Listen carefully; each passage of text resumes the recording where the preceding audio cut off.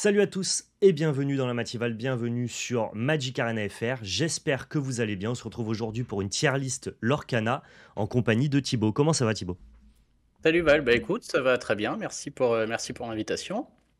Ah bah merci d'avoir accepté, très content de pouvoir te recevoir. Ça fait un petit moment moi que je regarde un petit peu ton contenu sur YouTube. Je suis étonné qu'il y ait quelqu'un qui arrive à poster plus de vidéos Lorcana que PL et moi-même. Mais ouais, tu es très, très actif en ce moment sur Internet. Est-ce que tu peux te présenter pour le chat? Ouais, on voit ceux qui ont un peu de temps libre.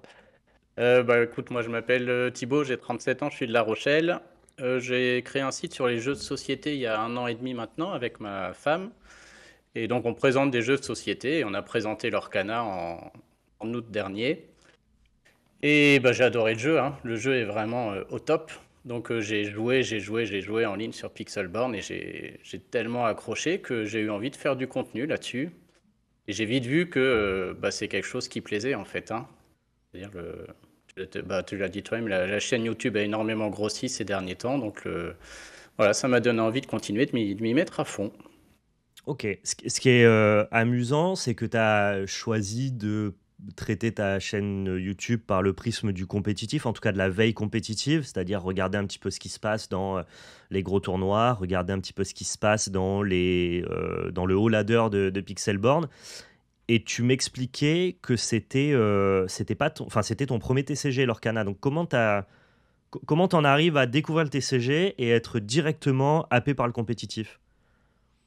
Ouais, c'est vrai. Bah alors, nous, c'est vrai que le but du site sur les jeux, souvent, c'était de prendre des gros jeux de stratégie et tu vois, de les creuser au maximum, trouver les stratégies, etc. C'est quelque chose que j'aime bien faire, quoi.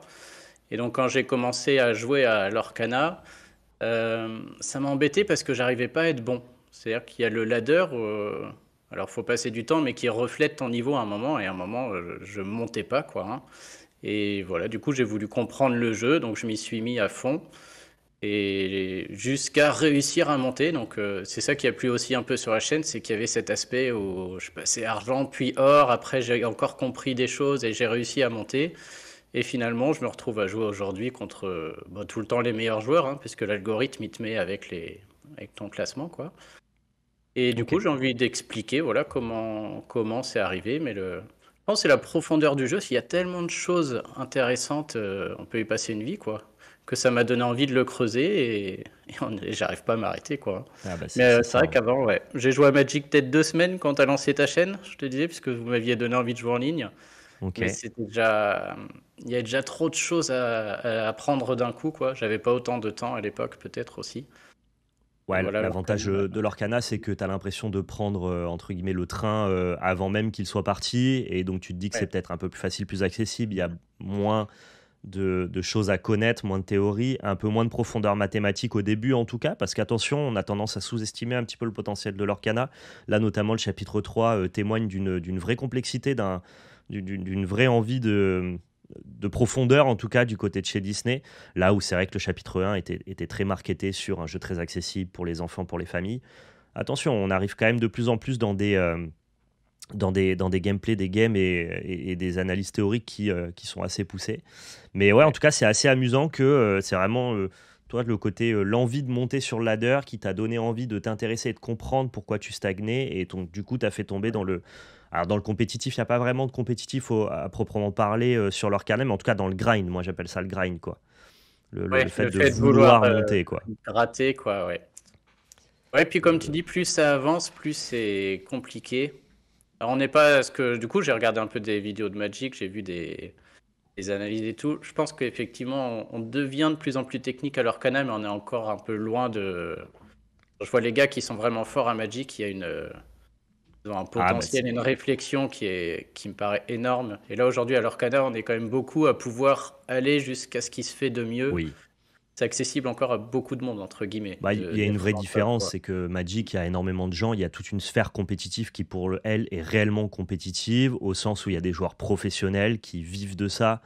Il y a des gens sur Magic qui sont pros depuis 20 ans. Donc il y a des mecs, c'est leur Ouais. métier, leur travail d'analyser, de jouer, d'essayer de casser le jeu depuis 20 ans. Donc forcément, ils ont un cerveau qui est pas du tout fait comme, En tout cas, Ouais, ils ont ouais, formaté leur esprit et leur cerveau d'une manière que là, sur l'Orcana, en un an, personne ne peut égaler ça. Mais c'est pas tellement, comment dire, c'est pas tellement imputable seulement à l'Orcana. Tous les nouveaux TCG ont beaucoup de mal à se rapprocher de Magic sur ce plan-là. On a que Flesh and Blood qui est capable à peu près de titiller ces strates-là pour un jeu très récent. bah, plus il y Puis aura de sinon, cartes, plus ça va aller, puisque les nouvelles mécaniques à chaque fois rajoutent quelque chose en fait, hein. C'est ouais. surtout ça qui. Mais c'est même pas dû qu'aux cartes aussi, c'est aussi dû à l'environnement que va donner Ravensburger et Disney sur le jeu. C'est possible que, tu vois, Disney décide que le jeu reste pour toujours un jeu plutôt familial, plutôt casual, plutôt grand public, et que par exemple, ça soit totalement impossible de gagner sa vie en jouant à l'Orcana. C'est le parti pris de plein d'autres TCG, hein. Tout le monde aspire pas forcément à une scène compétitive comme l'a été celle de Magic. Même Magic revient un petit peu de ça. Et donc D'accord, ouais. Ouais, forcément, il reste dans le simple. si t'as pas d'incitation comment dire, à essayer de vivre de Magic, bah, tu n'auras jamais le même niveau que ce que tu peux avoir sur Magic, quoi. Ouais. Donc ça dépendra de l'orientation de Disney. Mais bon, ça reste. En tout cas, on peut déjà aller très très loin, je trouve, dans les stratégies et tout. Et comme tu dis, on peut Complètement. aussi jouer accessible. C'est ça qui fait que le jeu plaît, quoi, que le jeu est bien. En tout cas, nous, c'est ce qui nous a parlé avec PL, le fait de pouvoir toucher un nouveau public. Et bah, du coup, tu es l'exemple parfait, un nouvel entrant.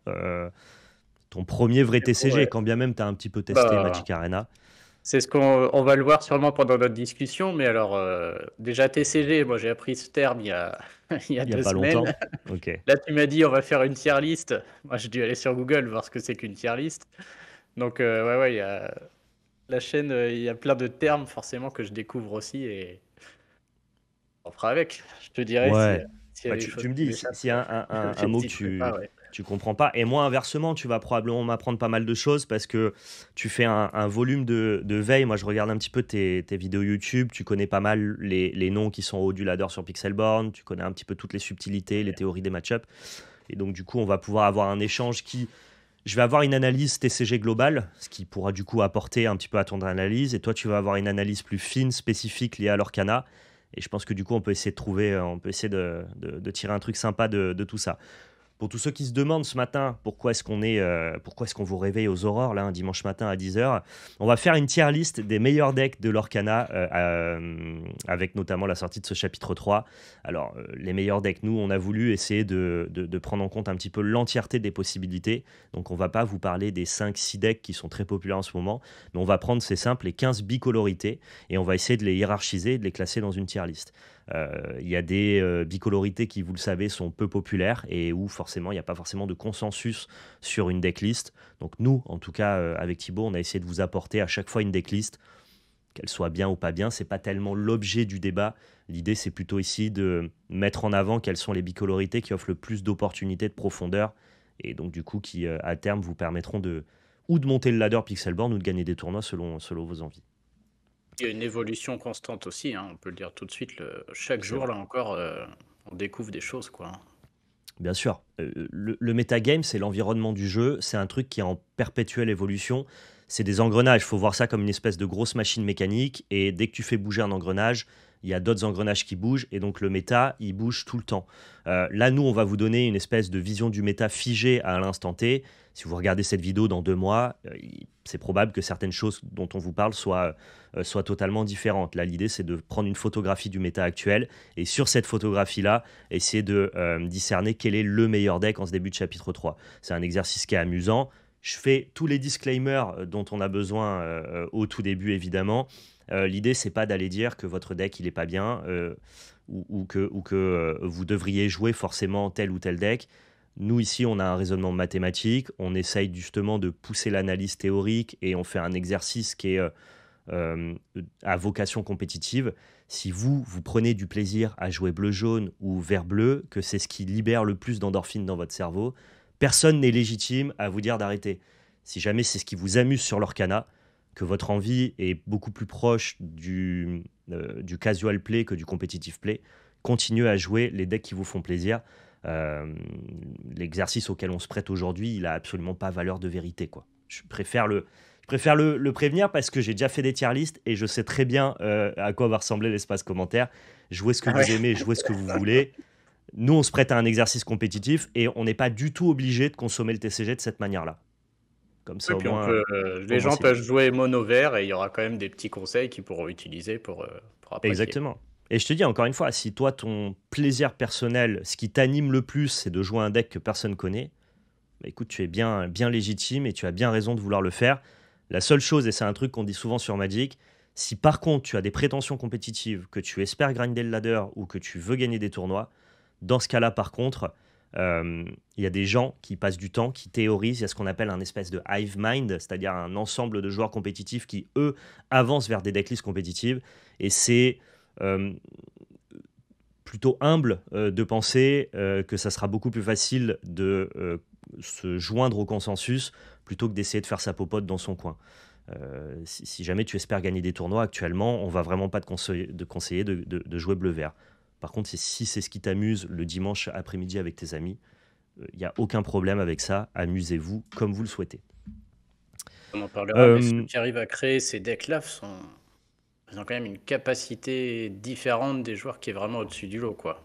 On le verra avec certains decks. Mais réussir à créer un deck qui surpasse tous ceux de la méta ou qui sont tout d'un coup nouveaux et forts, c'est incroyable, quoi. Il y a peu de joueurs encore qui savent faire ça sur leur cana. Et souvent, ils viennent de ouais. Magic, d'ailleurs. Je pense que la plupart des très bons joueurs de l'Orcana viennent la plupart du temps d'autres TCG, ça me paraît assez naturel. Mais attention, les très bons joueurs, ça aussi c'est un truc que je dis à tous les nouveaux joueurs qui débutent l'Orcana. Il y a un peu, et c'est le cas dans d'autres TCG, cette espèce de moi je veux pas net decker, je veux faire mon propre deck, je trouve ça un peu plus noble. J'ai envie de deck build parce que c'est aussi une des dynamiques du TCG de construire son propre deck. Alors attention, oui, encore une fois, si c'est ce qui vous fait plaisir, il n'y a pas de problème. Mais pareil, si vous avez des prétentions compétitives, avant d'être un bon deck builder, il faut être un bon net decker. Tu peux pas arriver et être capable de construire, toi comme tu le dis Thibaut, certains decks d'une puissance vraiment, vraiment intéressante en n'ayant malheureusement pas l'expérience avant d'avoir pris les decks des autres, quoi. Ah ouais, Et c'est ça, c'est impossible. et c'est un truc qu'on voit un peu chez les nouveaux joueurs, notamment les nouveaux entrants dans le TCG, en mode bah non, moi j'ai pas envie de jouer le deck des autres, j'ai envie de créer mon propre deck. Tu créeras entre guillemets ton propre deck. Les decks que tu créeras seront de meilleure qualité quand tu auras joué le deck des autres. Là, c'est plein de disclaimers que je fais parce que je sais que cette vidéo elle va être regardée aussi par plein de nouveaux entrants. Donc, donc au Et moins puis vous savez un petit peu. pour avoir commencé, comme c'est mon premier TCG, j'ai été tout le chapitre 1, on peut le dire, j'ai été très nul, hein, totalement bloqué au rang argent et or. Tu peux pas monter sans jouer beaucoup les decks et comprendre ce qui les fait perdre et ce qui les fait gagner, quoi. Et tant que tu comprends pas ce qui fait perdre et gagner les decks, tu peux pas en créer un mécaniquement qui va battre les autres, quoi. Faut vraiment comprendre comment ils marchent, en fait, hein. C'est ça qui fait que tu C'est deviens ça, meilleur, en fait. tout à fait. Est-ce qu'on n'est pas parti directement sur la tier list? Alors, le Vas-y, feu. concept, ça va être donc du coup de prendre chaque bicolorité. On va vous montrer une decklist qui illustre le genre de deck qu'on a le droit de jouer avec la bicolorité actuelle. Oui, il y a des bicolorités qui ont plusieurs versions. On les mentionnera dès lors que c'est le cas, mais nous, on va vous en montrer qu'une seule à chaque fois. Et ensuite, on essaiera de les hiérarchiser les unes avec les autres. On va passer directement sur la tier list. Alors, avec quoi Premier tu vas deck, commencer? comment? Avec quoi on commence? Alors, moi j'ai prédéfini un ordre qui est celui que vous avez sur la tier list directement. Donc on commence directement par rouge-bleu. Ok, t'es chaud. Ça Je marche. vous montre, je vous montre la liste. C'est une liste que tu m'as partagée. L'idée c'est de parler un petit peu du deck avant d'essayer de le placer. Rouge-bleu, c'est un deck qui pour le coup a pas vraiment de consensus actuel. En tout cas, il n'y a pas une liste qui est vraiment définie, qui sort du lot. Les gens cherchent encore un peu cette association de couleurs vers où elle peut aller. Et moi, Ouais. c'est un truc qui me hype assez peu finalement. Rouge-Bleu est quand même très attendu parce que dans le chapitre d'avant, c'était très fort. En fait, il est extrêmement fort contre deux autres qu'on va voir tout à l'heure. C'est ça qui fait Ouais, qu'il est bien. C'est-à-dire qu'il explose, il écrase vraiment tout ce qui est jaune-gris, chanson, qu'on verra plus tard, qui est un tout à deck fait. très populaire.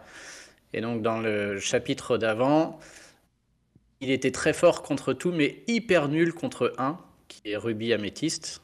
Qui était le Et deck du chapitre. voilà.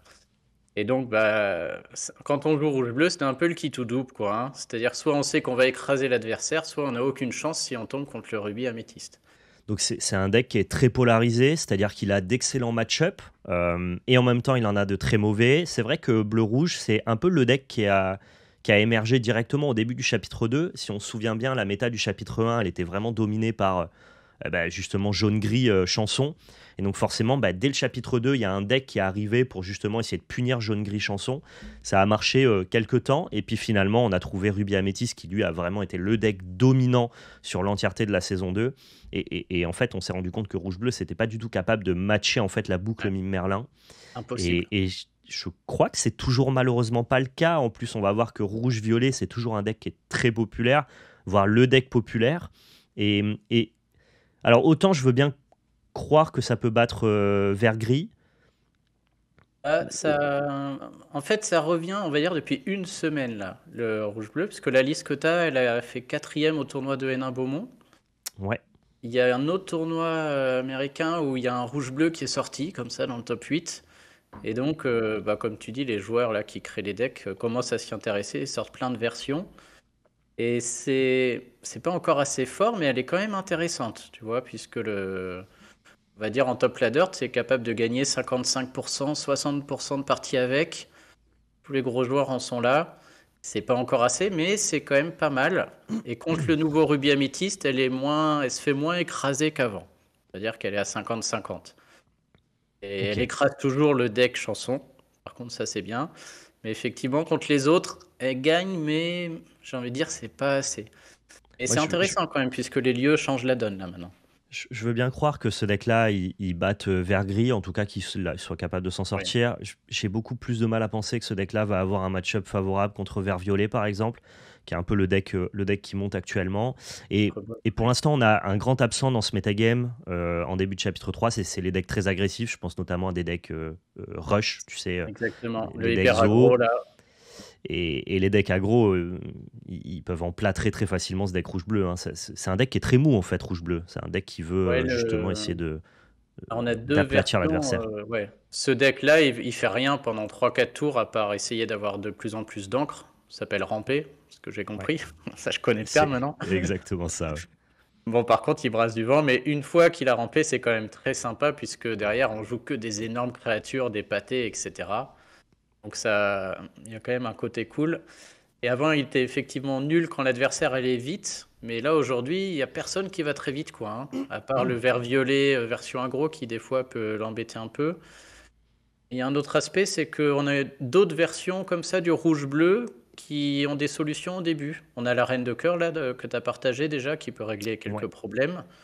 On a un petit Stitch 3-1 charge qui dans d'autres versions rouges peut aider. Et il y a des versions avec le Ai là qui quand il va dans un lieu fait perdre un lore. C'est une 3-2 qui coûte 2. Et Ok, donc on des essaie de fois il y a trouver des des... alternatives. Ouais. Ouais, il y a Zefa qui joue un truc comme ça, là, qui est un des meilleurs joueurs, qui joue le petit lieu à 2, il met Ai dedans, et il va s'empaler sur l'adversaire. Donc quand Ai il rentre dans le lieu, il fait perdre un lore. Quand il meurt dans le lieu, il se transforme en encre. Tu vois, ça marche bien avec tout ça. Donc ils sont Ok. tous à faire des tests, et bah, il est pas si mal, tu vois. Moi, j'irais pas le mettre dans le 1 quand même. Je le Pas mettrai encore. pas dans le 1, je me demande vraiment s'il a sa place en 2 ou si c'est pas le sommet du tier 3. Dans le sens On est où je pense d'accord. qu'en tier 2, on a des decks qui sont un peu plus établis, ou en tout cas on a des listes qui sont un peu plus fixes. Dans le tier 1, pour moi, il va y avoir allez, 3-4 decks peut-être. Donc est-ce qu'il doit descendre en tier 3 ou est-ce qu'il peut monter en tier 2? Est-ce que c'est clairement déjà un outsider ou est-ce qu'on cherche encore un petit peu quoi? Sur le ladder, il cherche, puisque en Grandmaster, on joue que ça. Enfin, moi, j'en joue plein, je rencontre que ça. Aujourd'hui, je pense pas qu'il y ait encore, mais si ça se trouve, si ça se trouve demain, il y est, quoi, hein. C'est un peu le.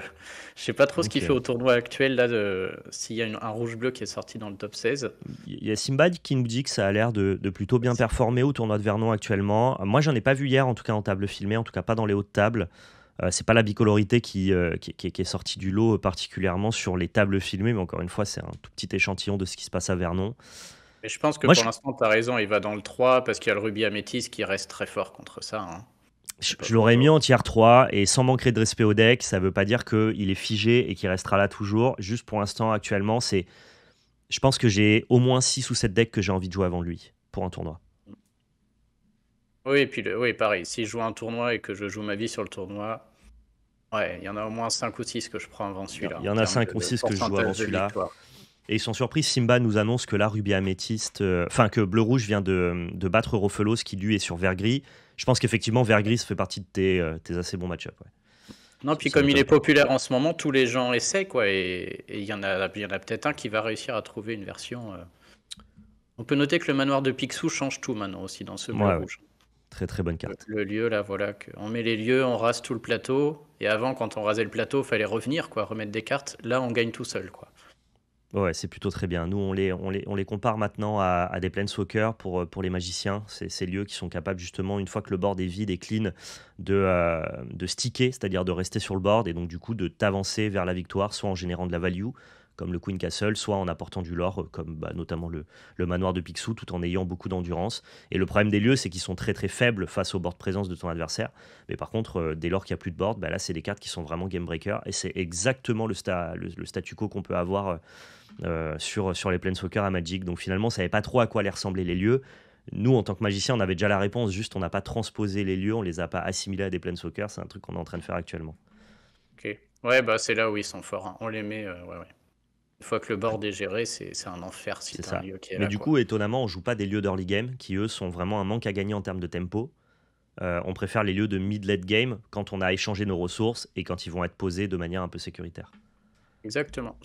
En général, les lieux que tu as au début dans ta main sur les 4-5 premiers tours, ça finit toujours en encre, quoi, hein. Ouais, c'est ça. Vraiment. Ouais. On va passer à la deuxième decklist gris-jaune. Je vous montre ici la decklist qui a gagné le gros tournoi Pixelborn de ce début de chapitre 3. C'est une decklist Song qui a juste rajouté quelques nouveaux ajouts. C'est très proche de ce qu'on jouait en chapitre 2. On a la disparition juste des flûtes au profit de Robin Hood et au profit de Il en faut peu pour être heureux, parce que cette chanson-là est à mon sens une des meilleures chansons du chapitre 3. C'est juste que comme Ambre est un peu délaissée, on la voit pas briller pour l'instant, mais c'est une très bonne carte. Moi, je trouve que ça, c'est un deck qui est grave sous-coté. C'était déjà un peu sous-coté en chapitre 2, quand bien même ça pouvait avoir quelques difficultés. Et j'ai la Ouais. sensation que là, les gens l'ont un peu mis de côté au chapitre 3, alors que ça a des vraies propositions.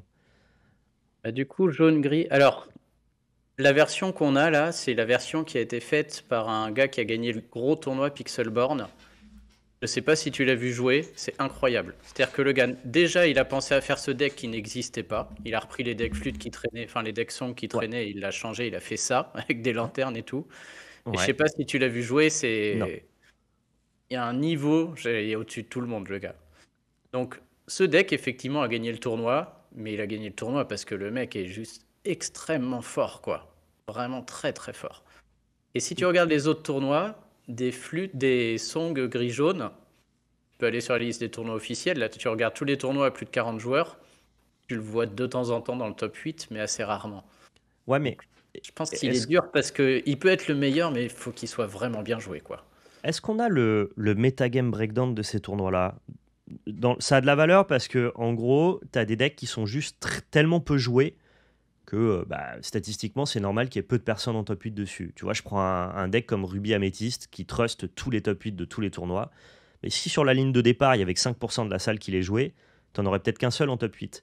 Et si les gens, en fait, ils ont établi que ce deck gris-jaune n'était pas forcément un bon deck, peut-être à tort, mais du coup, il y a assez peu de gens qui le jouent, et donc forcément, mécaniquement, tu as assez peu de gens en top 8. Et ça témoigne pas nécessairement de la puissance du deck.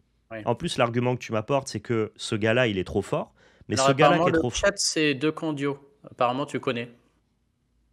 c'est deux Candio, top joueur Un de top Magic. joueur de Magic. Écoute, je le connais pas, mais probablement que c'est un très bon joueur de Magic. Des joueurs de Magic, il y en a des milliers, des très bons joueurs de Ah ouais, Magic. Donc ok, d'accord. On va. c'est très, très compliqué. Mais ce que je veux Ouais. dire, c'est que s'il y a un très bon joueur de Magic, il a décidé de jouer ce deck-là, et que, comme tu me dis, il a un niveau de jeu exceptionnel. Pourquoi il a décidé de jouer ce deck-là plutôt qu'un autre deck? Est-ce que Oui, bah, lui, c'est que jouer. avec Oui, son oui. niveau de jeu, s'est pas dit que à son propre niveau de jeu, le deck qui lui permettait d'aller le plus haut, c'était ce deck-là, tu vois? Ah bah sûrement, oui. Mais en termes de match-up, on va dire jaune-gris, il est fort contre tout, sauf s'il y a rouge-bleu, c'est mort. C'est ça. Il peut pas gagner contre rouge-bleu, c'est impossible. Et mis à part ça, maintenant, il est embêté aussi contre les lieux, mais tu résous ça avec la. Je pense que cette version-là, elle est déjà obsolète un petit peu. Il faudrait mettre une Ouais. ou deux cartes qui tuent des lieux directs, là, au Il cas où. faudrait jouer le Clash des Titans et Voilà. rajouter quelques Zeus, mais on peut assez facilement Ouais. l'optimiser et la tuner pour Et on peut, s'adapter au ouais. lieu, cette liste-là. Et Il y a un truc qui est très important, je vais envoyer de la théorie Magic, mais je pense que ça peut être très utile dans une tier list Lorcana. Il y a ce qu'on appelle la théorie de la montagne à Magic. Je sais pas, Et vas-y. je ne Ouais. sais pas si tu connais, la théorie de la Non. montagne, c'est une manière d'estimer et de choisir le meilleur deck pour un tournoi. Et en gros, si tu vois chaque deck comme une montagne, il y a deux facteurs qui nous intéressent. Quel est le sommet le plus haut? Donc, quel est le deck qui a, entre guillemets, le plus de potentiel à son maximum? Mais la deuxième chose qui nous intéresse, c'est à quelle hauteur de la montagne est capable de grimper un joueur. Tu vois ce Ouais, que je veux bon, dire? bah, Et tu as des montagnes qui sont juste ok. plus pentues que d'autres. Donc Bah, maintenant, si celle-ci, elle est j'essaye plus haute, de... mais c'est la plus pentue, ouais. On est d'accord. Exactement. Si on estime que ce deck-là, c'est le plus haut, mais qu'elle est la plus pentue, ça veut dire que des joueurs plus moyens vont être capables de monter plus haut sur la montagne de Ruby Améthyste, mais qu'en soi, Ruby Améthyste est un moins bon deck que Jaune-Gris. Ouais. Là, du coup, je suis d'accord avec toi. Par contre, on va sûrement le mettre dans les tops. Le jour où rouge-bleu est rejoué ou est en tournoi, ce deck sombre. Sombre totalement. Mais est-ce que ce deck, il a des possibilités d'adaptation face à Rouge-Bleu? Typiquement en passant sur une liste beaucoup plus agressive ou... Pour moi, la seule possibilité qu'il a, on le voit là dans la decklist que tu affiches, il y en a une si tu tombes contre rouge-bleu. Donc, ta seul moyen de gagner, c'est le gros Stitch d'aligner plein de créatures, trop de Ouais. créatures, et que l'autre n'ait pas le soyez prêt. Faut que tu lui enlèves avec la chanson de Balou là. Il en faut peu Ouais, pour parce être que heureux. maintenant, il en faut peu C'est pour être heureux, c'est conditionné. une vraie alternative Ah oui, mais il y en a contre, trois, l'autre contre les chansons. pioche. En fait, ce que veut ce deck là, et c'est ça qui est très drôle quand on le joue, c'est qu'à chaque tour, tu chantes, t'as beaucoup plus d'encre que l'adversaire parce que t'as tes encres et t'as des personnages qui vont chanter les chansons. Donc t'as Ariel qui équivaut à 5 encres, donc au troisième tour, t'as déjà 9 encres entre guillemets. Et Ouais, à chaque tour, tu rages le board adverse, mais tu cherches jamais de l'or. C'est dur d'aller chercher du l'or avec ce. Faut d'abord avec ce tout deck-là. gérer en face, quoi. Tu gères, tu tournes ton deck, tu gères, et c'est marrant parce que tu alignes plein de créatures et l'autre il fait rien. À chaque fois, il pose deux trois trucs, boum, tu les sèches tout de suite. Et il y a un moment, tu as réussi à tout évacuer, tu as plus de créatures, tu peux prendre 2 ou 3 tours pour aller chercher tes lores plutôt que chanter des chansons. Bien sûr. Et contre rouge-bleu, c'est très dur. S'il met des lieux, c'est dur. S'il rase ton board, c'est dur.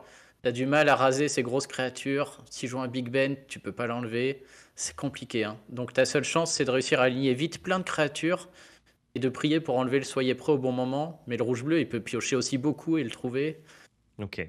Les chances sont vraiment réduites, moi je trouve, hein. Ok, ok. Non, mais je trouve Si je ça joue contre deux acceptable. Candio et que j'ai rouge-bleu, je transpire même pas, quoi. Je suis assez d'accord pour estimer que le match-up contre Rouge-Bleu est pas très bon. Mais si on estime du coup que ton mauvais match-up, c'est un deck qui est entre le tier 2 et le tier 3, est-ce que finalement ce Ah ouais, je deck-là, suis il est d'accord. pas juste extrêmement sous-coté actuellement? Oui, faut réussir à le jouer, quoi. Il faut Clairement. réussir à le jouer, mais moi je veux essayer d'apporter une tier list la plus objective possible, qui prend en compte seulement les mathématiques et pas tellement les pilotes. Si un deck est difficile à jouer, pour moi, ça devrait pas le faire baisser dans les tiers. C'est juste que, bah, en fonction du niveau de jeu de chacun, si t'es pas capable de monter très haut sur la montagne de jaune-gris, bah, dans ce cas-là, tu vas aller sur la montagne avec une pente un peu moins raide.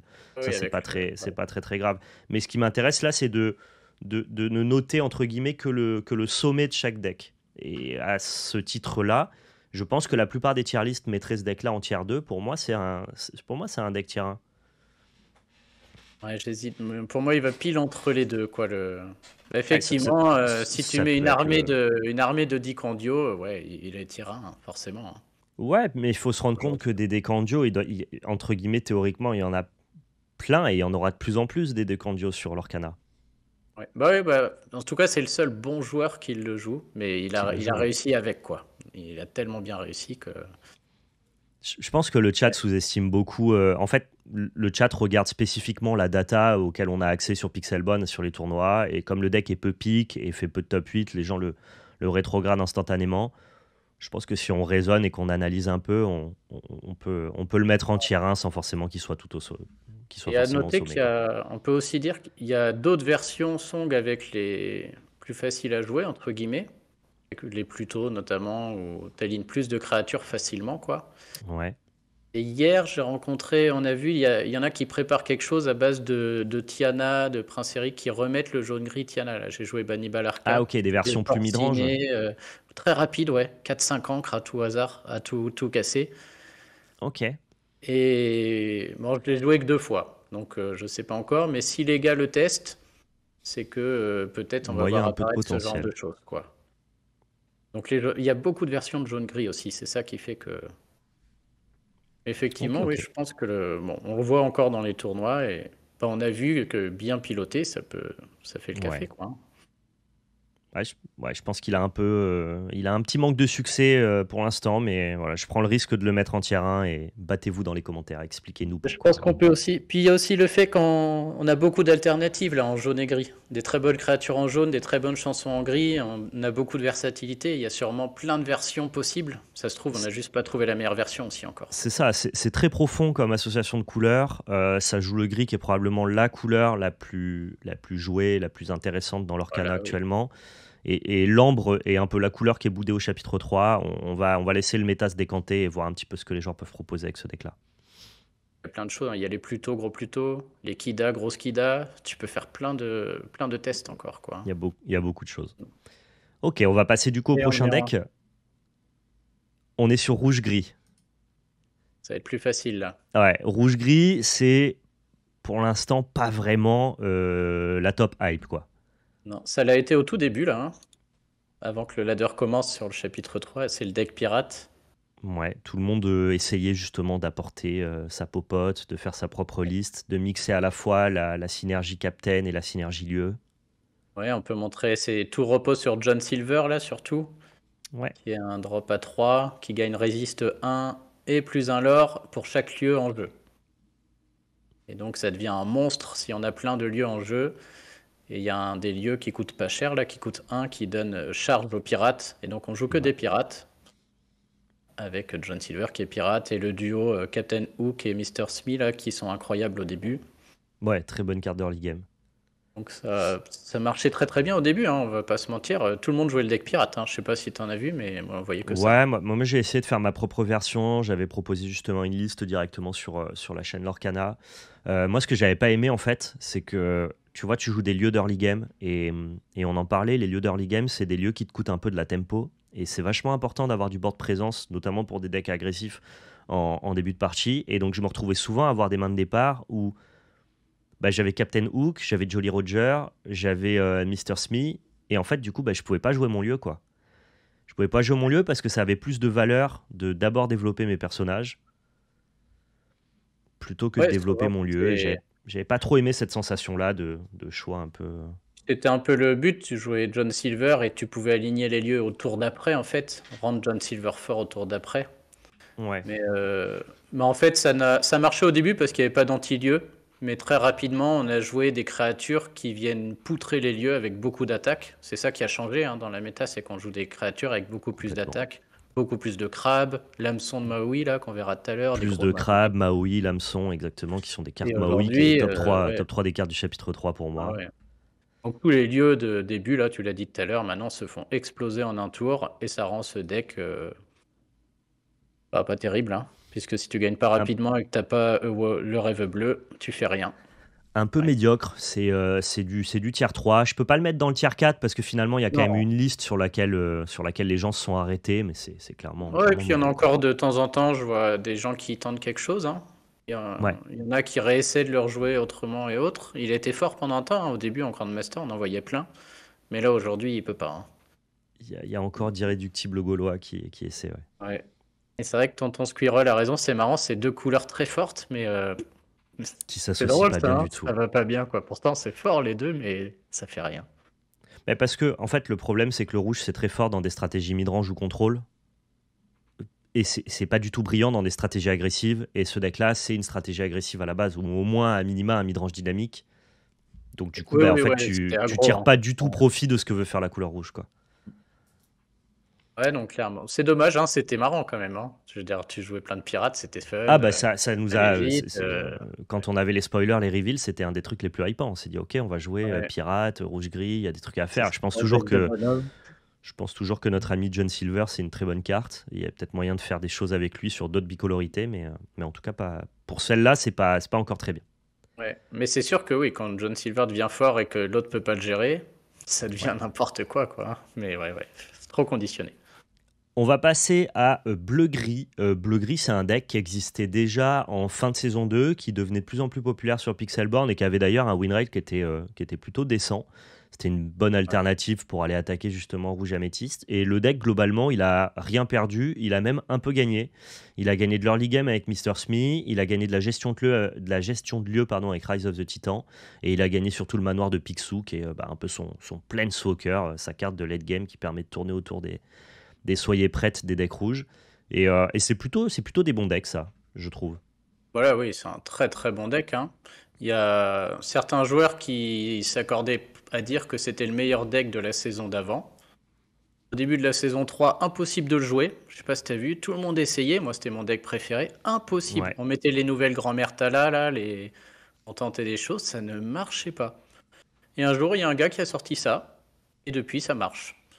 Donc, comme ouais, tu le c'est dis, très, ce très qu'il a fait, c'est équilibré. exactement ce que tu dis. Il a enlevé les belles quand même, hein. Je sais pas si tu te rappelles de la carte belle. Ouais, ouais, ça permettait d'aller chercher du lore très rapidement en late game pour clore la Ouais. game. Et puis, ça mettait 2 encres par tour, en fait. Avant, on jouait le bleu-gris en allant très vite à 10, Hmm. 12, 13 encres. Et en fait, ce nouveau bleu-gris se joue autrement. On fait un peu de l'or au début avec le duo de capitaine, ou du moins on empêche l'adversaire d'en faire. On a des créatures qui en font beaucoup, avec notamment le Gaston qui est revenu, qui n'était pas là avant. Et on s'arrête en fait à 8-9 encres. C'est un peu le but de ce deck-là. On va moins haut en encre, mais on va plus vite en l'or à la fin. Et surtout, on a Big Ben qui est indispensable, puisque lui, Ouais. tout le monde joue gris dans tous les sens. Et Big Ben, c'est l'anti-gris par excellence, quoi. On ne peut pas le cibler, et il met résiste à tout le monde, il rend tout le monde plus résistant au gris derrière. C'est-à-dire, l'effet clochette font rien derrière, ta bête, elle est protégée. L'effet C'est clochette super sont... important parce que tout ton deck il prend très très cher sur Zeus, qui est le nouvel anti-bet du gris. Et en fait, Voilà, si tu as un Big Ben sur le board, tout ton deck en est protégé, à part Gaston. exactement. Gaston, il prend encore ses 5 dégâts, mais en tout cas, Tinkerbell et Beast, qui sont des cartes qui sont vraiment tenues en respect par Zeus, sont protégées. Donc, effectivement, Cogwars Et surtout, tu es fonctionne protégé très bien. aussi des Tinkerbell adverses. Voilà, Ouais. d'habitude, tu joues ta bête pour piocher, l'autre joue une fée clochette, il met un dégât à ta bête, tu pioches plus. Là, ça marche pas. Ton Mister Smee, à la fin, tu peux en jouer plein, même s'il n'y a pas l'autre pirate, il perd plus un dégât, il prend pas un point de Ouais, il y a dégât à la une fin parce qu'à petite Hogwarts, il y a plein synergie de qui est choses qu'on peut amusante, ouais, faire. entre Mr. Smee et Cogwars. Et c'est bizarre parce que celui-ci marche, mais très très bien, hein. On le voit dans les decks qui remportent les tournois. Moi en ligne, j'ai mes 65 à 70% de victoire sans problème dans le top. Hyper costaud. Alors si rouge-bleu arrive, par contre, il se fait. C'est un des Mais decks qui se fait aussi punir, hein. c'est Mais encore un bon, deck qui a des faiblesses face à rouge-bleu, mais globalement, rouge-bleu, il, moi. il est là pour éclater tous les decks gris contrôle. En fait, dès lors que ton Ouais, deck il est un peu mou et avec du gris, sachant que le gris, c'est des cartes qui sont souvent dédiées ou à l'early game ou à la gestion de board, le rouge-bleu n'ayant quasiment pas de board et n'étant pas un deck early game, rouge-bleu, c'est un deck de Metacall qui vient attraper tous les decks un peu molasses, surtout les decks à base de gris. Mais au-delà de ce bleu-rouge, contre quel deck il a des difficultés, ce bleu-gris? aucun. Pour moi, il est hyper polyvalent. C'est le deck que j'aime bien parce que tu perds pas de partie gratuite. Il y a des decks où Ok, des fois tu as une mauvaise sortie ou autre. Là, si tu mulliganes correctement, pour moi, il est top tier 1 sans problème, hein. Il ok. l'était.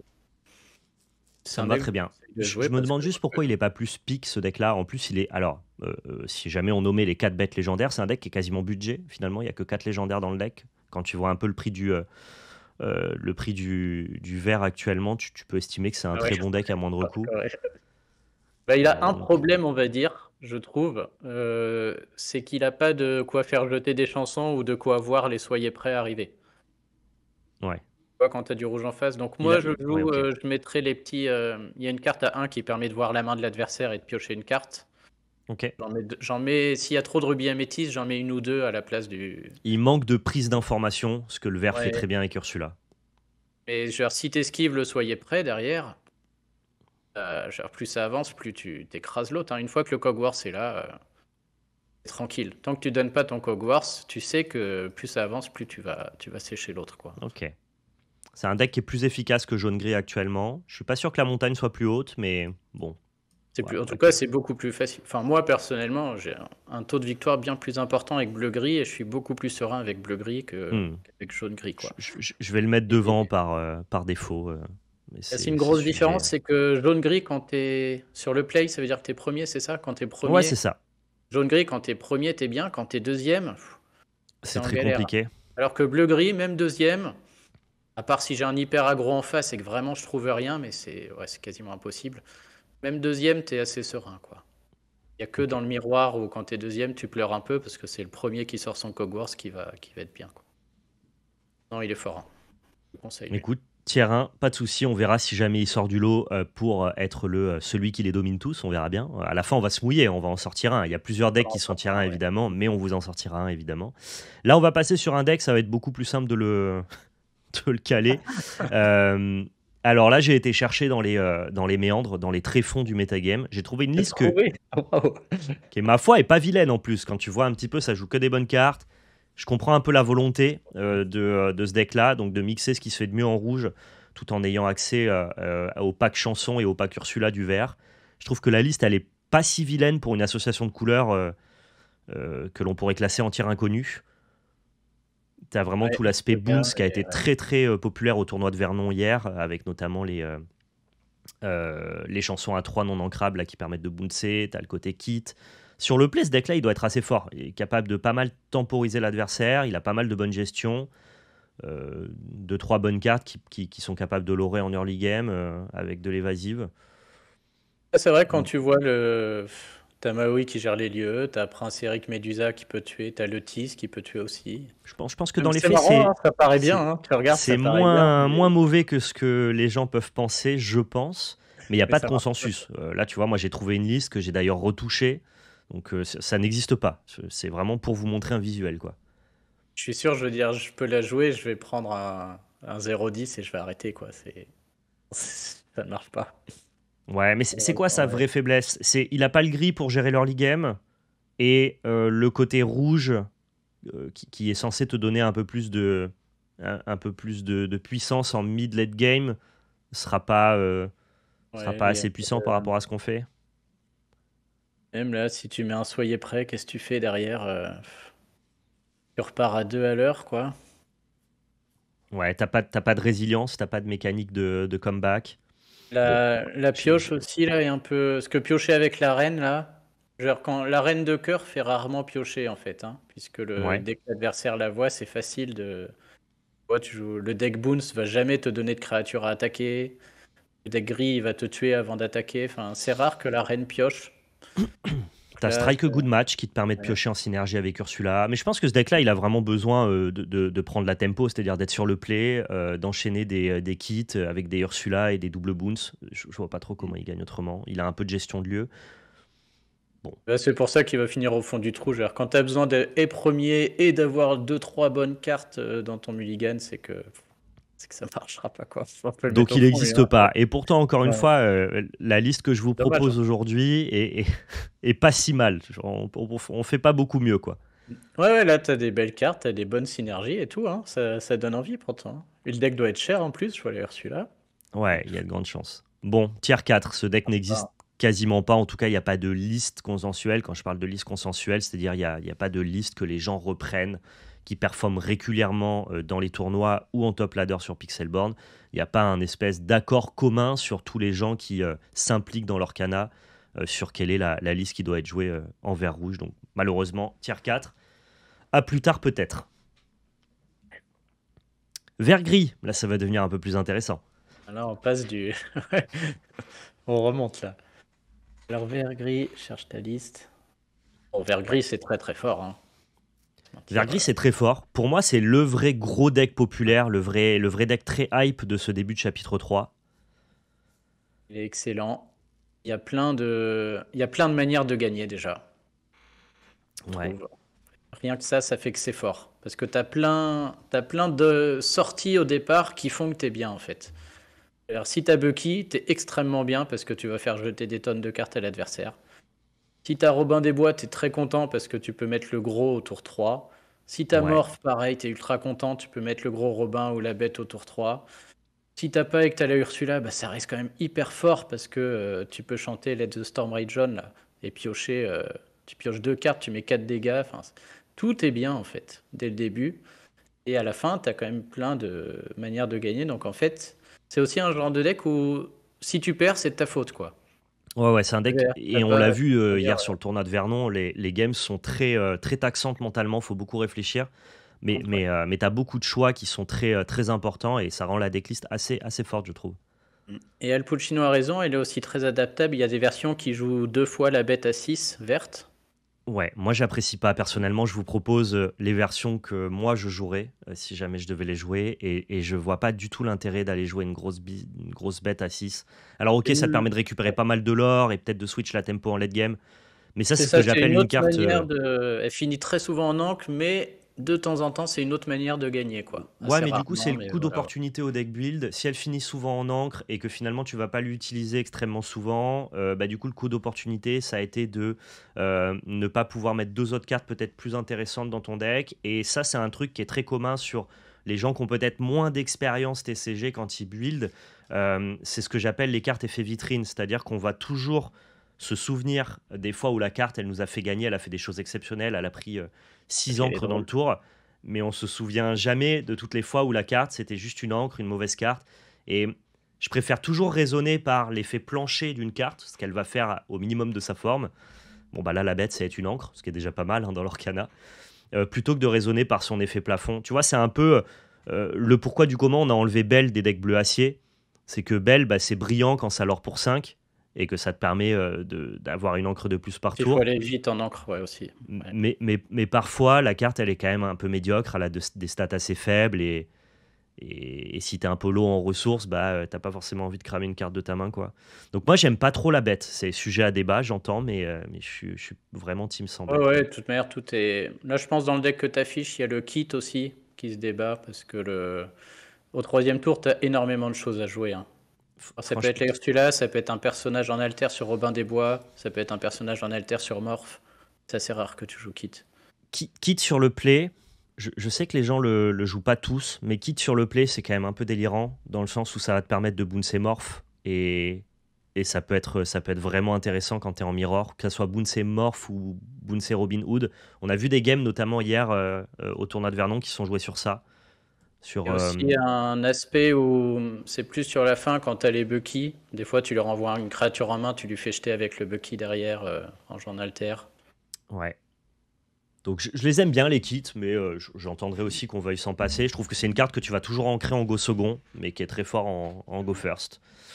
Ce que je veux dire, c'est que Et si les lieux reviennent, là, il faut mettre un peu d'anti-lieu juste, hein. Cette decklist est bien, mais voilà, il n'y a pas d'anti-lieu là, donc si jamais ça devient un ouais. problème, un Bah, t'as sujet, Zeus qui ressemble un peu à un antilieu. ouais, ça fait Ressemble. 5 quoi. Mais ouais, on peut essayer d'en trouver un peu plus. Si tu T'as regardes, tu as des... rarement 4 d'attaque là, hein. Tu as 3 ou 3. Tu Ouais. vois, ton attaque là, il n'y a pas un Maui, il n'y a pas un.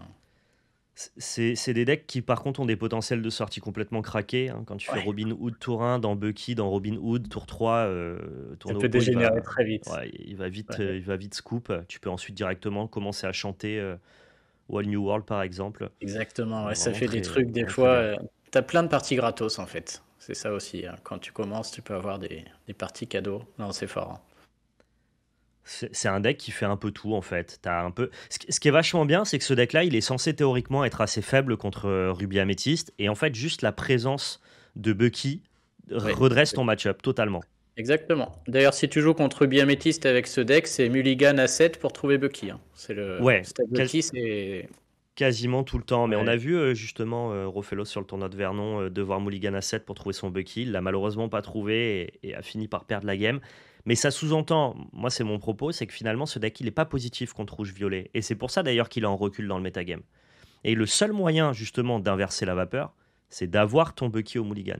Mais si tu es obligé de hard mulligan dans une carte spécifique, c'est que tu dois redresser un match-up qui t'est pas favorable à la base. Donc ça, ouais. Il reste quand même, tu peux t'en sortir, quoi. C'est C'est plus que close, si t'as c'est si très t'as le close. Bucky, si t'as le Bucky, c'est gratos, quoi. Mais t'es pas perdant si tu le trouves pas, tu vois. Je veux dire, tu joues quand même, tu peux t'en sortir. T'as des Ursula Tu... qui enlèvent les soyez prêts. Faut garder tes Ursula, hein. Faut pas les jouer au tour 2, faut les Ouais. garder au tour 6. Moi, je suis. Ouais. Si je dois Ok. choisir entre vert gris ou rubis améthyste, je préfère jouer vert gris quand Tu sais même, pas hein. ce que tu jouerais si jamais t'avais Ouais. un tournoi demain? Entre les deux, ouais, les deux, c'est solide, hein. Il y a Zach Bivens là, qui a gagné un tournoi avec cette decklist aussi récemment, 1 000 $. Ouais, non, celle-ci, elle est quand même je suis serein aussi, quoi. Je trouve que c'est un deck qui est plus Ouais. fluide. C'est-à-dire que des fois, Ruby Amethyst, je trouve que tu vas un peu au forceps, c'est un peu moins consistant des fois. T'as plus de cartes de late game. Ça, c'est très fluide, tout s'enchaîne beaucoup, tu as beaucoup d'early game. Ouais, chaque Tu, tour, t'as un truc correct à jouer, tu quoi. fais des sorties qui sont quand même vraiment sympas. Mais est-ce que c'est si bien que ça contre tous les decks du format? Pourquoi est-ce que c'est un peu en recul actuellement, quoi? C'est ça ma question. Moi, tu vois, je savais même pas que c'était un recul parce que dans des comme ça, j'en rencontre tous les jours, quoi. Ouais, mais si tu regardes Sur les les tops de tournois, qu'est-ce que tournois, ça a il y fait, a là? beaucoup plus de decks vert violet et de decks rubis améthyste que de decks vert gris. Je fais un petit. Ouais, là, c'est vrai que t'as sûrement raison. Là, le vert gris, il est cinquième. Et il Le, est le, le- deuxième, le vert quatrième. gris est Ouais, vraiment. il est quand même là. Ouais. Il est Ouais, là, regarde. mais Ouais. Il y en il a est un peu passé partout. de deck le plus joué à troisième deck le plus joué. Donc ouais, je m'interroge un peu Sur sur ce qui cette le rend liste-là. moins fort. Moi, avec lui, ce qui m'embête, c'est le.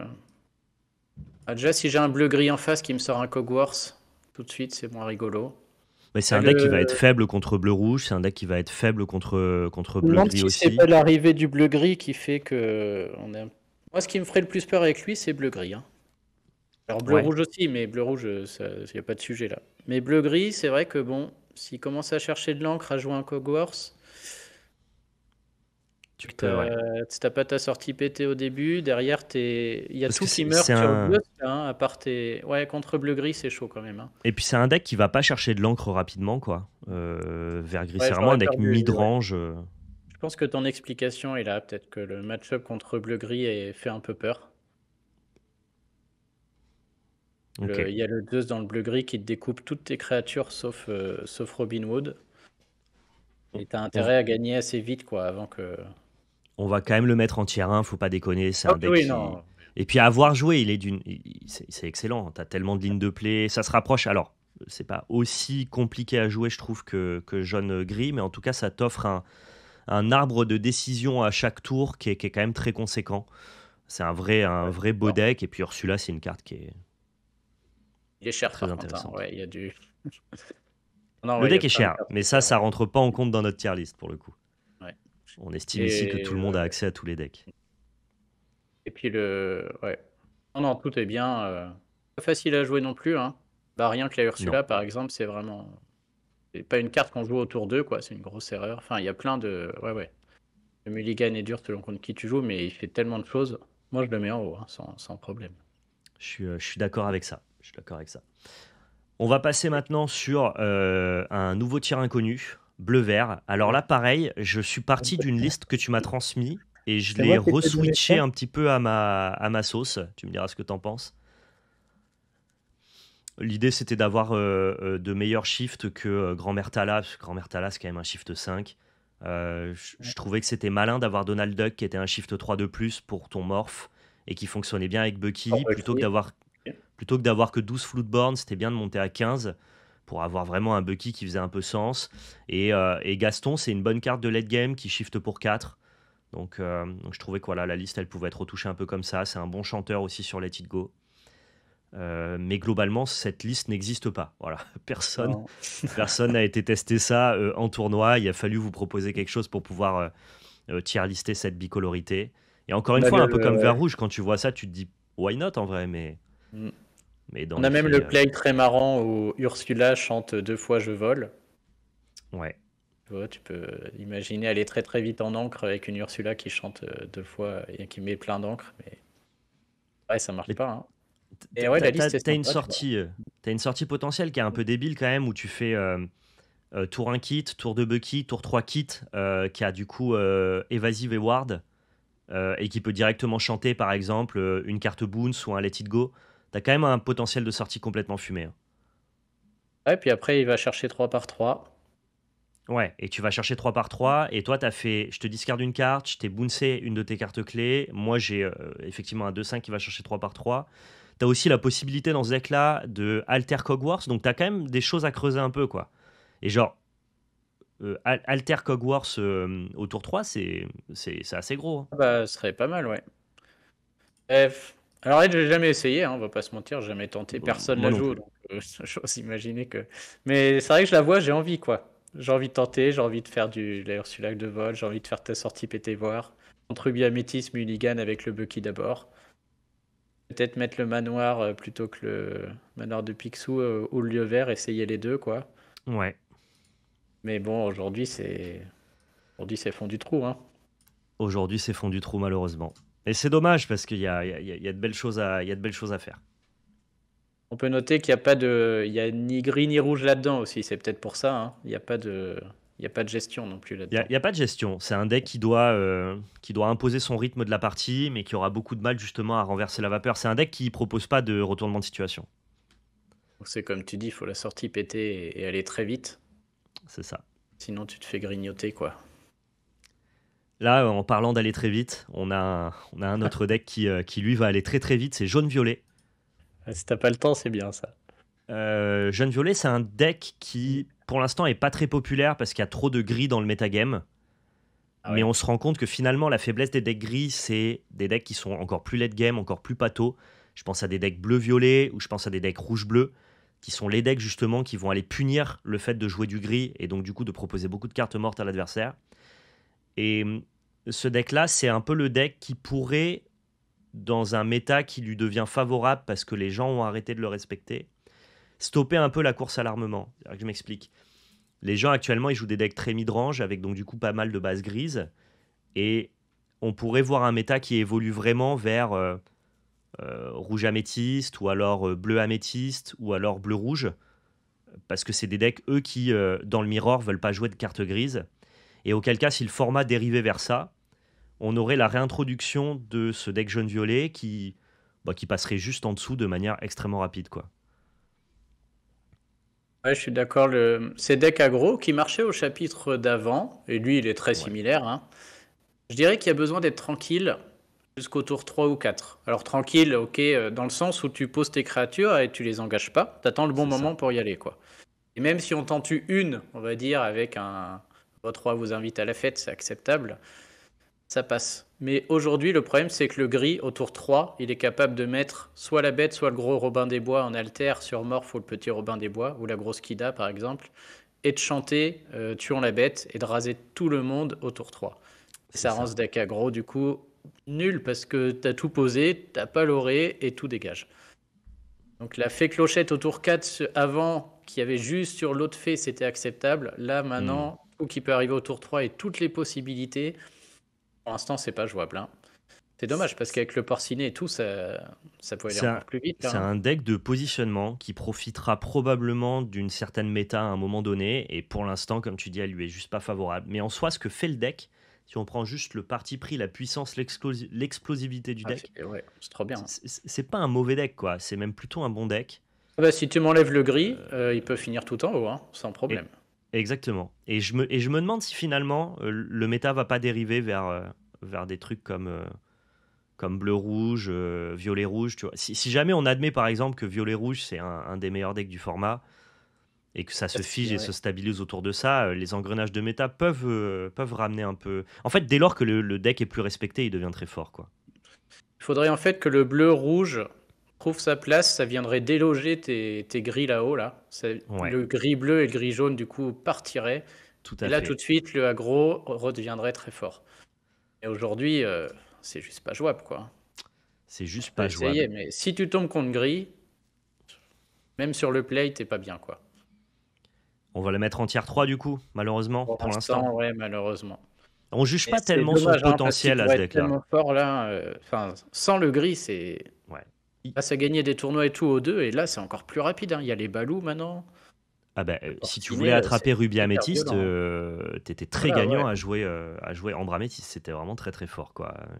En plus, les rubis améthystes maintenant jouent plus trop les. On le verra, mais votre roi vous invite à la fête. Ils l'ont remplacé par des Pinocchio pour pas se les Hmm, faire enlever par Ursula. Et Pinocchio, s'il y a un rempart avec Simba ou autre, c'est horrible contre le deck aggro. Il fait plus rien. Donc c'est. Non, non, complètement. il serait très très fort, hein. Ça contre rubis améthyste, c'était Mais une des c'est grosses pour ça que solutions. là, tu vois, on le met en tier 3, et le tier 3, c'est manque de profondeur. Si on juge, en fait, si on ne contextualise pas le deck dans le metagame, mais qu'on juge juste sa puissance et son potentiel, Pas plus c'est haut. presque un tier 2 ce truc-là, hein. C'est tapis dans l'ombre, prêt à surgir en fonction d'un méta favorable. Ça manque pas de profondeur, on a tout ce qu'il faut. Ouais, mais Ça, là, ça- aujourd'hui, ouais. ça C'est manque le d'un problème méta, quoi. Le problème, c'est que les trois en haut, là, le ridiculisent, quoi. Un peu comme le. Là, ça fait beaucoup de decks qui le ridiculisent quand même, hein. Je veux dire, du Ouais. gris, t'es sûr d'en manger, hein.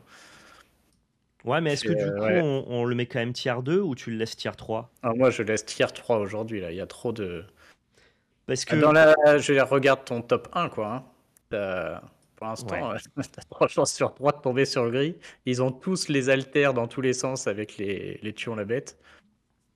ok, Tu peux ok, essayer, hein. Moi, je gagne pas une partie avec... J'ai essayé au début parce que ça permet aussi de monter vite, là. Aujourd'hui, ça marche pas, hein. ok, ok. Sauf si... Bon, Et puis quand je le rencontre, c'est gratos, quoi. Si je joue on gris, va, c'est... tu mulligan agressif sur un alter 3, là, et c'est fini, quoi. Même si t'as pas tué en la bête, ton alter 3, et d'accord. tu Bah, peux pas. on va le laisser en tier 3 dans ce cas-là, mais ça témoigne pas d'un manque de Dommage, hein. profondeur. Le deck fait très bien ce qu'il a envie de faire, c'est juste que le méta lui est pas favorable. Là, Là, il c'est est pas un super. problème de deck, c'est un problème de contexte. Et puis, bah, t'as la Kida qui l'a renforcé, le Balo. Non, il est très très fort, hein. On le verra peut-être plus tard. Peut-être que si vous regardez cette tier list dans 3 mois, vous vous dites, oula, non mais attends, Ambra Métis, c'est solide, hein, attention. On verra Là, bien. ça se trouve, ouais, il suffit que ça se trouve dans la semaine, il y a un super bleu-rouge qui tombe. Et C'est ça. du coup, c'est bon, hein. Il y a un limite tier 1, tier 2, ouais. Si le méta c'est rouge améthyste ou rouge bleu, on commence à discuter. On a Après, donc du coup ici. je vois que ça te fait du mal, hein. C'est ta chaîne. Si tu veux le mettre plus haut, toi Non, plaisir. non, ça me fait pas du mal, c'est juste par rapport à. C'est par rapport à. Comment dire, à la description que j'ai fait du tier 3, où entre guillemets, le tier 3 c'est plutôt des decks à potentiel dont on n'a pas trouvé les bonnes listes. Là, le truc c'est qu'on a la bonne liste et on connaît le potentiel du deck. C'est juste que le méta lui est pas favorable. C'est plus un problème de syntaxe. Sinon, il mérite largement d'être aux côtés des bleus-rouges, je suis d'accord avec toi. Ah oui. Ouais, là, il peut pas gagner les tournois, quoi. C'est ça. Ouais. On est parti pour rouge-violet. Bon, oui. C'est Ça, c'est facile, ça. ça, c'est un peu le GOAT actuellement. C'est en tout cas le deck le plus populaire, le deck qui est le plus joué. Alors forcément, il fait beaucoup de top parce qu'il est aussi le deck le plus joué. Donc mécaniquement, à la fin, il y en a toujours plus qui arrivent en haut. Il est facile à jouer aussi. Surtout ça qui le rend un peu... C'est effectivement pas très difficile à jouer. Je le trouve quand même un peu des fois, comment dire, moins fluide que ce que peut proposer par exemple jaune-gris ou vert-gris, qui eux sont très fluides, te proposent plein de plays, avec une optimisation qui peut être un petit peu plus fine. Lui, des fois, c'est un peu, comment dire, un peu inélégant, quoi. Ouais, bah, tu joues toujours, entre guillemets, pareil, presque, hein. Euh, Tu mulliganes toujours pareil pour trouver les mêmes cartes. Tu joues toujours pareil. Tu vas pas gagner de partie en 3 tours. Tu vas pas en gagner... Enfin, tu gagnes toujours sur le même temps, entre guillemets. On peut le décrire, hein, je veux dire, tout le monde le joue. Les changements, c'est que maintenant, on a Merlin Crabe et l'hameçon qui sont devenus Ouais, exceptionnels pour aller choper les lieux. tout Au à début, il fait. n'était pas très fort parce que les lieux étaient un vrai problème pour lui. Maintenant, l'hameçon et le crabe règlent tout ça, hein. Ouais, Maui aussi, hein, qui est un très très bon location killer. Ouais, et Maui avec l'hameçon gratuit. Il règle le deck Jafar, qu'on verra tout à l'heure, qui a beaucoup d'insaisissables avec l'hameçon. Donc l'hameçon, c'était vraiment l'idée de Ouais. génie, hein. Je sais pas qui a trouvé ça, mais... Alors attention, Jafar, ça reste un très mauvais match-up pour le deck, hein. Oui, c'est le genre de choses qui peut lui faire mal. Ouais. Jafar, justement, c'est le deck qui, par positionnement favorable, existe alors que le deck est, sans manquer de respect aux gens qui jouent Jafar, c'est quand même un très mauvais deck. Jafar, les gens ont été très hypés, mais ça reste globalement une carte un peu médiocre et ça te pousse surtout au deck building à jouer des cartes qui. C'est le coup d'opportunité d'avoir ton rêve bleu dans ton deck Jafar pour comboter avec Jafar. C'est souvent une mauvaise carte en main tant que tu n'as pas activé l'effet de Jafar, quoi. Mm. Donc, les decks Jafar, c'est pas des très bons decks, mais ils sont très forts parce qu'ils sont très bons contre violet-rouge actuellement. Bon, Mais ouais, à violet part. rouge, voilà, est fort contre tout, quoi. Il peut jouer contre tout. Bah c'est ça, mais à part Jafar, quels sont les mauvais match-ups de ce deck-là? C'est pour ça qu'il est populaire, c'est qu'il y en a pas, entre guillemets. La question, c'est plus, faut jouer les bonnes cartes. Avant, on avait un peu peur contre le vert, un peu rapide, parce qu'il nous Ouais. prenait nos Tis et Ambitious. Ils ont trouvé la solution de jouer des Pinocchio à la place. Du coup, la Ursula ne peut plus enlever, et la carte jaune non plus, là, de la chanson de Baloo, ne peuvent plus enlever les Pinocchio, là. Et après, mais là, ça joue. Il suffit juste de savoir les cartes importantes par rapport à ton match-up, entre guillemets. C'est Par ça. exemple, si tu joues contre Ruby Améthyste, Jim et le lieu, c'est nul. Parce que si au tour 5, tu mets Jim et ton lieu, et au tour 6, il y a Maui qui arrive, qui dégomme ton lieu, et ton Jim fait rien. Tout à fait. Donc Mais tu sais Jim est en que train de disparaître des listes, hein, de toute façon. il l'enlève peu à peu. Ouais. Si tu joues voilà, contre Ruby Amethyst, il faut garder tes lapins. Donc tu essayes de remonter tes lapins tout le temps et jusqu'à ce qu'il y en a un qui ait plus de cartes. Si tu joues contre du bleu qui met des gros lieux, faut garder le crabe. Enfin voilà, c'est juste Si, cette option-là et du coup c'est si assez tu joues facile à jouer. contre Gris, les Médusas sont parfaites parce que ça tue Robin Ouais. Hood, ça tue la Beast, ça tue absolument toutes les cartes des decks gris, donc Médusa est vraiment très puissante. J'ai quand même l'impression que c'est un deck qui souffre de Bucky. Je pense que c'est un deck aussi qui souffre C'est clair. énormément, et ça, les gens l'ont peut-être pas encore vu, mais c'est un deck qui souffre de vert violet, qui est un peu le deck qui monte en ce moment. Je pense que c'est surjoué de par le fait que ça a la popularité du chapitre 2, que c'est un deck qui coûte pas très cher, et qu'il y a un côté un peu fourre-tout de j'essaye de jouer un peu toutes les bonnes cartes du format. Mais je crois qu'à terme, le deck risque de tomber un peu. Ouais. Pour l'instant, il est. Ah, il est très haut pour l'instant. C'est le Ouais, deck il le est plus très haut, populaire. ouais. Alors c'est vrai que contre vert violet, bah, il fait pareil quoi. Quand tu joues vert violet, il faut faire comme lui. Il va pas jouer beaucoup de créatures, donc tu fais comme lui. Tu t'en poses, tu reprends, tu marques des leurs à chaque fois. Quelqu'un demande pourquoi ça joue la baleine. Je crois que c'est Gebas qui avait mis la baleine là, un des très bons joueurs. Ouais, C'est pour les lieux, hein, j'imagine. c'est ça. T'as des joueurs qui ont fait ça au tournoi de Vernon. Je pense notamment à Réclame, je veux pas écorcher son pseudo, qui en table filmée avait 3 baleines dans son deck, avec 3 hameçons et des Ok. Maoi. Donc c'était vraiment très orienté, grosse statistique pour pouvoir aller justement éclater les lieux et surtout avoir une carte qui était très puissante contre les decks gris au global. J'ai pas d'avis arrêté sur la question. Ça me semble un peu, tu sais, c'est ce qu'on appelle un peu les spicy tech. Nouveau là, ouais, Ça ils marche quand cherchent. les gens connaissent pas, puis c'est un phénomène de mode et on va arrêter de faire ça assez rapidement, à mon avis. Mais j'ai pas un avis arrêté là-dessus, quoi. L'hameçon par contre c'est solide, hein. Ouais, L'hameçon mais c'est l'hameçon, vraiment. c'est déjà validé de manière un peu Ouais. plus consensuelle, quoi. C'était comme la baleine, on le voyait apparaître, mais là on s'est rendu compte que lui, indispensable, hein. Donc je sais pas trop pour la baleine, si vous avez un avis sur le chat, si jamais il y a des gens qui veulent commenter dans l'espace commentaire sur YouTube, si vous pensez que c'est voué à durer et que c'est finalement une très bonne carte, si c'est pas juste une tech d'un instant donné, je sais pas trop. Pourquoi pas en tout cas, ça a l'air de bien marcher sur le tournoi pour la personne qui le jouait. Je l'ai mis Et ouais, directement dans les tiers 1. et on va dire, ouais, là, t'as raison, hein, ce qui fait peur, c'est le Bucky en face. Et de toute manière, si je joue contre vert, le mulligan, on fait tout pour trouver un lapin. Et s'il faut, on pose rien les premiers tours pour être sûr d'aligner le lapin, quoi. C'est ça. Et bon, des fois, effectivement, si l'autre il a une sortie pétée avec deux Bucky, c'est le seul moment où tu peux ne pas jouer, quoi. Je trouve quand même que c'est un deck qui est vachement plus populaire que ce qu'il devrait être en termes de ce que propose le deck. Je lui vois quand même plein de match-ups défavorables finalement, tu vois. Ouais, mais J'ai bon, il l'impression gagne. que...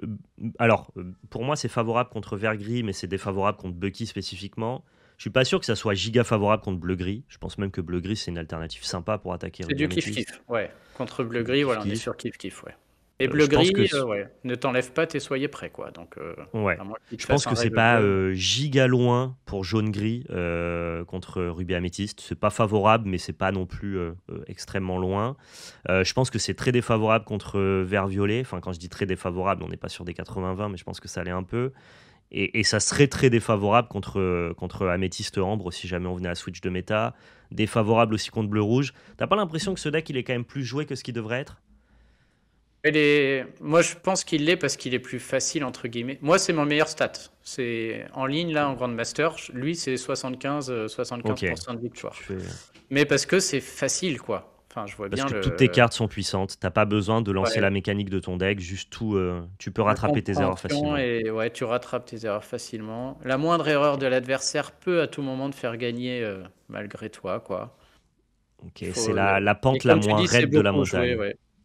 Et Ok, comme ok. c'est beaucoup joué, si tu connais bien le match-up contre violet-rouge au final, si tu sauvegardes tes lapins, ouais, ça se passe très très bien, S'il y quoi. avait que des decks en duo qui participaient à un tournoi, je me demande vraiment si le Voilà, deck par serait aussi contre, ouais, populaire. je pense qu'il se ferait arracher la tête, ouais. Ça c'est clair, on est d'accord. Bon, on va le laisser dans le tiers 1, mais c'est pas Ouais, il forcément va le au deck qui me terrain, convainc le ouais. plus. Ah, là, tu regardes tous les tournois, il est partout, hein. Ouais. Je pense que c'est avec le vert violet, c'est ce qu'on voit le plus aujourd'hui dans le top des tournois, hein. Si tu prends les Ouais, c'est top ça, 5, tout à fait. Mais d'ailleurs, le vert violet ouais, est un deck qui monte beaucoup dans le partout. top des tournois, notamment par la présence de Ruby Amethyst. Ouais. On Et oui, oui, on peut pas va. le mettre ailleurs. Non, non, on peut pas le mettre. On va mettre violet-gris. Maintenant, on va parler de violet-gris. Alors, j'ai décidé de parler de la version Jafar et non pas de la version Tempo. Alors, la version Tempo, c'est la version Boons avec Avec le lapin. l'interaction du gris. Voilà. Et la version Jafar, c'est une version Floodborne qui va profiter de Blue Fairy et de Jafar pour avoir son OTK avec A Whole New World. Le fait de jouer la version Floodborne, ça t'apporte aussi Robin Hood, Yzma, Tinkerbell, voilà, de bons Floodborne hein, globalement. Il y a un mix Et entre les deux maintenant. Ils ont remplacé les Elsa par des lapins. Tu vois, ils ont gardé les ouais, tu Floodborn et les peux, tu lapins, ça peux. marche bien. C'est pas mal aussi, hein. Tu peux faire ça, effectivement. C'est un deck que moi je trouve assez mauvais, dans le sens où tu as beaucoup de cartes un peu clunky, un peu chéros. T'as pas Morph pour avoir de l'alter facile. Tu joues tous tes Floodborn à la main. Et vraiment, ce qui rehausse la jouabilité du deck, c'est le fait que Jafar, ce rêve bleu, bah, c'est une vraie bonne alternative pour gagner contre violet rouge. Mais je suis Ouais, pas très fan de ce deck-là, quoi. moi, je l'aime beaucoup parce que, bon, il y a le côté fun, hein. On est là Ouais. pour le fun avec ce deck, on va pas se mentir. Il y a aussi un côté facile à jouer. Facile à jouer avec celui-là, où tu es plus dans l'idée d'aligner de la créature. Voilà. Hmm. Alignes, comme tu as dit, une fée, après tu joues tes Jafar. Et il y a un moment, tu vas pouvoir y aller. Il y a un moment, tu vas y aller et tu vas tenter de marquer plein de lore d'un coup et ça va marcher, quoi. J'ai un très bon ratio là-dessus. Après, dans les tournois, effectivement, tu le vois par-ci, par-là, mais pas non plus de manière exceptionnelle. La version avec le lapin est un peu pénible. Ouais. Mais en tout cas, en Grandmaster, ça marche, hein. Je veux dire, tu peux monter Ouais, mais avec, j'en doute pas. tu peux aller au top du ladder avec ça quand même. Du Contrairement à fait que d'autres, tu c'est pas rencontres impossible. énormément de rubis améthyste et que ce soit le deck le plus joué, ça m'étonne pas. Du coup, ton Ouais. match-up favorable, c'est globalement le match-up le plus représenté. Donc évidemment Voilà, t'as que le temps tu de vas faire tes bien. conneries avant de te prendre un soyez prêt. Donc Ouais, tu c'est vas bien t'en sortir avec ça. non, En tout cas, c'est la l'hameçon, c'est un version, peu plus c'est turn. la version qui est la plus populaire. La version juste Boons avec des interactions, elle, est quand même très en deçà du méta actuellement. Donc moi j'aime bien. Je la mettrais entre le 1 et le 2, tu vois. Pas si on Je le peut la mettre mettrais en top en haut 1 du parce 2, que moi. mais on n'a rien dans le 2 en plus, ça me semble pas mal dans le 2 là. Je pense que c'est un bon outsider, que ça peut gagner des Ouais. tournois, Et ça mais peut que gagner des tournois, hein. On le voit, hein, il fait des top c'est 5, etc. Ça peut. c'est probablement en dessous des 4 premiers, là, d'après moi. Et il est attendu, quoi, je veux dire. On sait exactement ce que l'autre veut faire. Ouais. Donc voilà, on cherche à tout prix à gérer ces Jafar. Si les rêves bleus tombent pas dans l'ordre aussi, c'est une catastrophe. Ah bah Ouais, c'est ça le problème de ce deck, c'est que Rêve Bleu est une carte exécrable si tu n'as pas Jafar. Et tu peux pas l'ancrer, donc c'est une carte morte. ouais, tu peux chanter après, mais ouais, c'est plus. Et si elles arrivent, tu vois, par paquet, des fois, t'en as deux, Ouais, mais tu trois, peux c'est un les enfer chanter, après. mais ton deck veut pas les chanter. En fait, ce Rêve Bleu, Mais ouais, c'est une des fois, carte dont tu vas essayer de t'es briser coincé la avec. symétrie en en Ouais. profitant plus que ton oppo. Mais comme toi, ton deck, il est très contrôle, très, très mid-range, avec beaucoup de cartes qui coûtent assez cher, que Et tu puis tu pioches pioches beaucoup de sur la cartes fée, avec par Blue exemple. Fairy, Et avec le bah, lapin aussi qu'on finalement, tombe bien. ton Rêve Bleu, il avantage plus l'adversaire que toi, quoi. Ouais, ouais, ça c'est vrai, ouais. Donc je l'aime pas beaucoup, ce deck-là, pour être très honnête, mais je suis obligé de lui reconnaître Ah le oui, il fait mérite le T2 là, il soit largement, ouais. bien positionné dans le metagame. Mais même, Mais tu vois, ouais, sans c'est l'aimer comme ou pas, il rouge-violet, peut pas aller au T1 quand même, hein. Je le vois pas c'est un encore au truc qui est T1. pas giga fluide, quoi. Ça répond à un contexte donné, mais ça a pas la fluidité d'un vert gris, quoi. Ouais, ouais, ouais, tu cherches tes sorties dans l'ordre, quoi. C'est vraiment le. C'est surtout que t'as qu'une manière de gagner, je trouve, par rapport au. Je veux dire, là, peu importe le match-up, tu joues toujours pareil, quoi. Ouais, Tu ouais. fais du coup, ouais, bah, ça veut tout dire, ouais, tout est dit. Je veux dire, peu importe ton adversaire, tu joues de la même manière. C'est que tu cherches tu cherches qu'une chose. T'as un plan de jeu défini, il faut que tu essayes Voilà. de l'aligner, ton oppo doit t'empêcher de le faire. Mais Et bon, c'est on verra bien. exactement, ouais, ouais. Il est bien Prochain là. deck, notre ami bleu-jaune. Et là, pour le coup, je fais confiance à la version que tu m'as transmise. Oh, bah. Euh, c'est pas mal, hein, sur le papier, c'est mignon, hein, mais Ouais, ouais, c'est G-Bass, là, un très bon joueur. Je crois que c'est un joueur de Magic aussi qui s'est mis à leur canal, là. Il a fait top d'accord. 3 ou 4. Il a perdu contre Dicandio en finale ou en demi-finale. Il est hyper fort, hein. Il est reparti durant Wood pour repartir au Grandmaster. Il est à 31, je crois, sur son hobby améthyste. Il a créé ça quand il a vu le 7-3. Ok. Et bah, t'as vu la liste, ça donne envie, hein. Franchement, Quand tu tu vois vois la liste, toutes c'est sympa, les. ouais.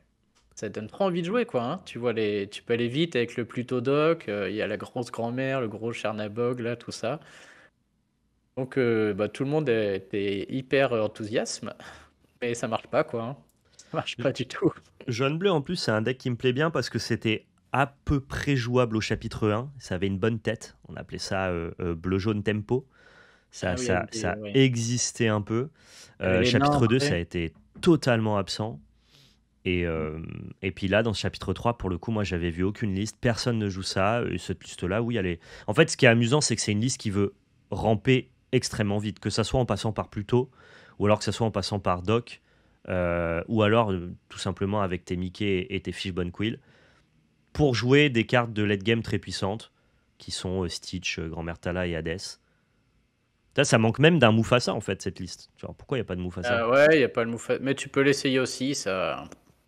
Le problème, c'est que maintenant, tu te fais gérer tes créatures. Soit elles se font tuer, mais elles peuvent aussi se faire boons. Elles peuvent se faire transformer en encre par Hades. Et Ouais. donc, Mufasa, pour qu'il marche, faut qu'il se fasse tuer quand même, hein.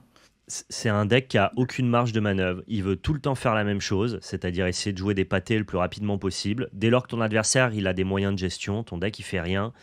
T'as très peu moyen de générer de la ressource à part Flavorsham et Popcycle, mais qui sont vraiment dans le deck pour combler un manque de pioche. Tu vois, t'as pas toute une Ouais. synergie qui est axée autour, c'est juste bon bah Et on les deux revient cartes sur fonctionnent ce un qu'on peu. disait tout à l'heure, l'accès aux gestions est trop rapide en grille, là, hein, qui dès le tour 3 peuvent chanter des trucs qui mettent 5 dégâts d'un coup. C'est ça. Des... Ouais, c'est dommage, mais voilà. Aligner des grosses créatures, des gros pâtés, de toute manière, peut-être en rouge-bleu ça marchera, mais aujourd'hui ça marche pas, hein. Ça On est marche pas, et plus puis dans c'est le surtout, vrai. comme tu dis, c'est encore un deck qui essaye de faire tout le temps la même chose, qui a aucune marge de manœuvre, qui peut pas s'adapter à certains match-ups. C'est je joue et tu essayes de m'empêcher de faire ce que je veux, mais moi par contre je t'empêche de rien. Et bon, c'est très facile pour un deck violet avec la boucle Boons d'aller le lorer à distance, c'est très facile pour les decks agressifs de passer en dessous. Ouais. Et puis on Bon, a, comme on l'a dit tout à l'heure, maintenant on joue beaucoup d'attaques là pour les lieux. Et du coup, même les grosses créatures, en fait, avec 8 points de vie, 9 points de vie, une mime et crabe, bah déjà ça fait quasiment le ménage, quoi, hein. Donc ouais, complètement. c'est fini au fond, hein. Complètement. On est d'accord, Maui, ouais. crochet, pour moi c'est en tier 4, Ouais, c'est pas là quoi. dommage. Alors, autre deck dont on va parler, notre ami jaune-vert, pareil, ça n'existe pas. Ou en tout cas très Mm. peu. Ça existe un peu plus que les autres decks Ça parce tente, que hein. J'en vois de temps en temps, mais il y a quelques decks qui ont performé. Là, notamment, c'est un deck qui a performé en tournoi. Donc, pour le coup, c'est qu'il y a des gens qui arrivent à faire top 16, top 8, très rarement, mais il y a des gens qui arrivent à se placer avec ça. C'est une deck qui a une base agressive, avec Mufasa en mid-game. Ça joue que des bonnes cartes au global, mais ça n'a pas de gestion, quoi. ouais, voilà, tu poses tout. Le gris peut t'annihiler à tout moment. C'est un peu toujours le même problème, hein. Tour 3, toutes tes petites. Si tu arrives à faire du lore au début, ça le fait, quoi, hein. Tu finis vite à 7-8, puis après tu grignotes. Mais si on te détruit tes porcinés et compagnie avant que ce soit parti, malheureusement, Ouais. tu vois pas le jour, hein. Derrière, tu remontes plus, quoi.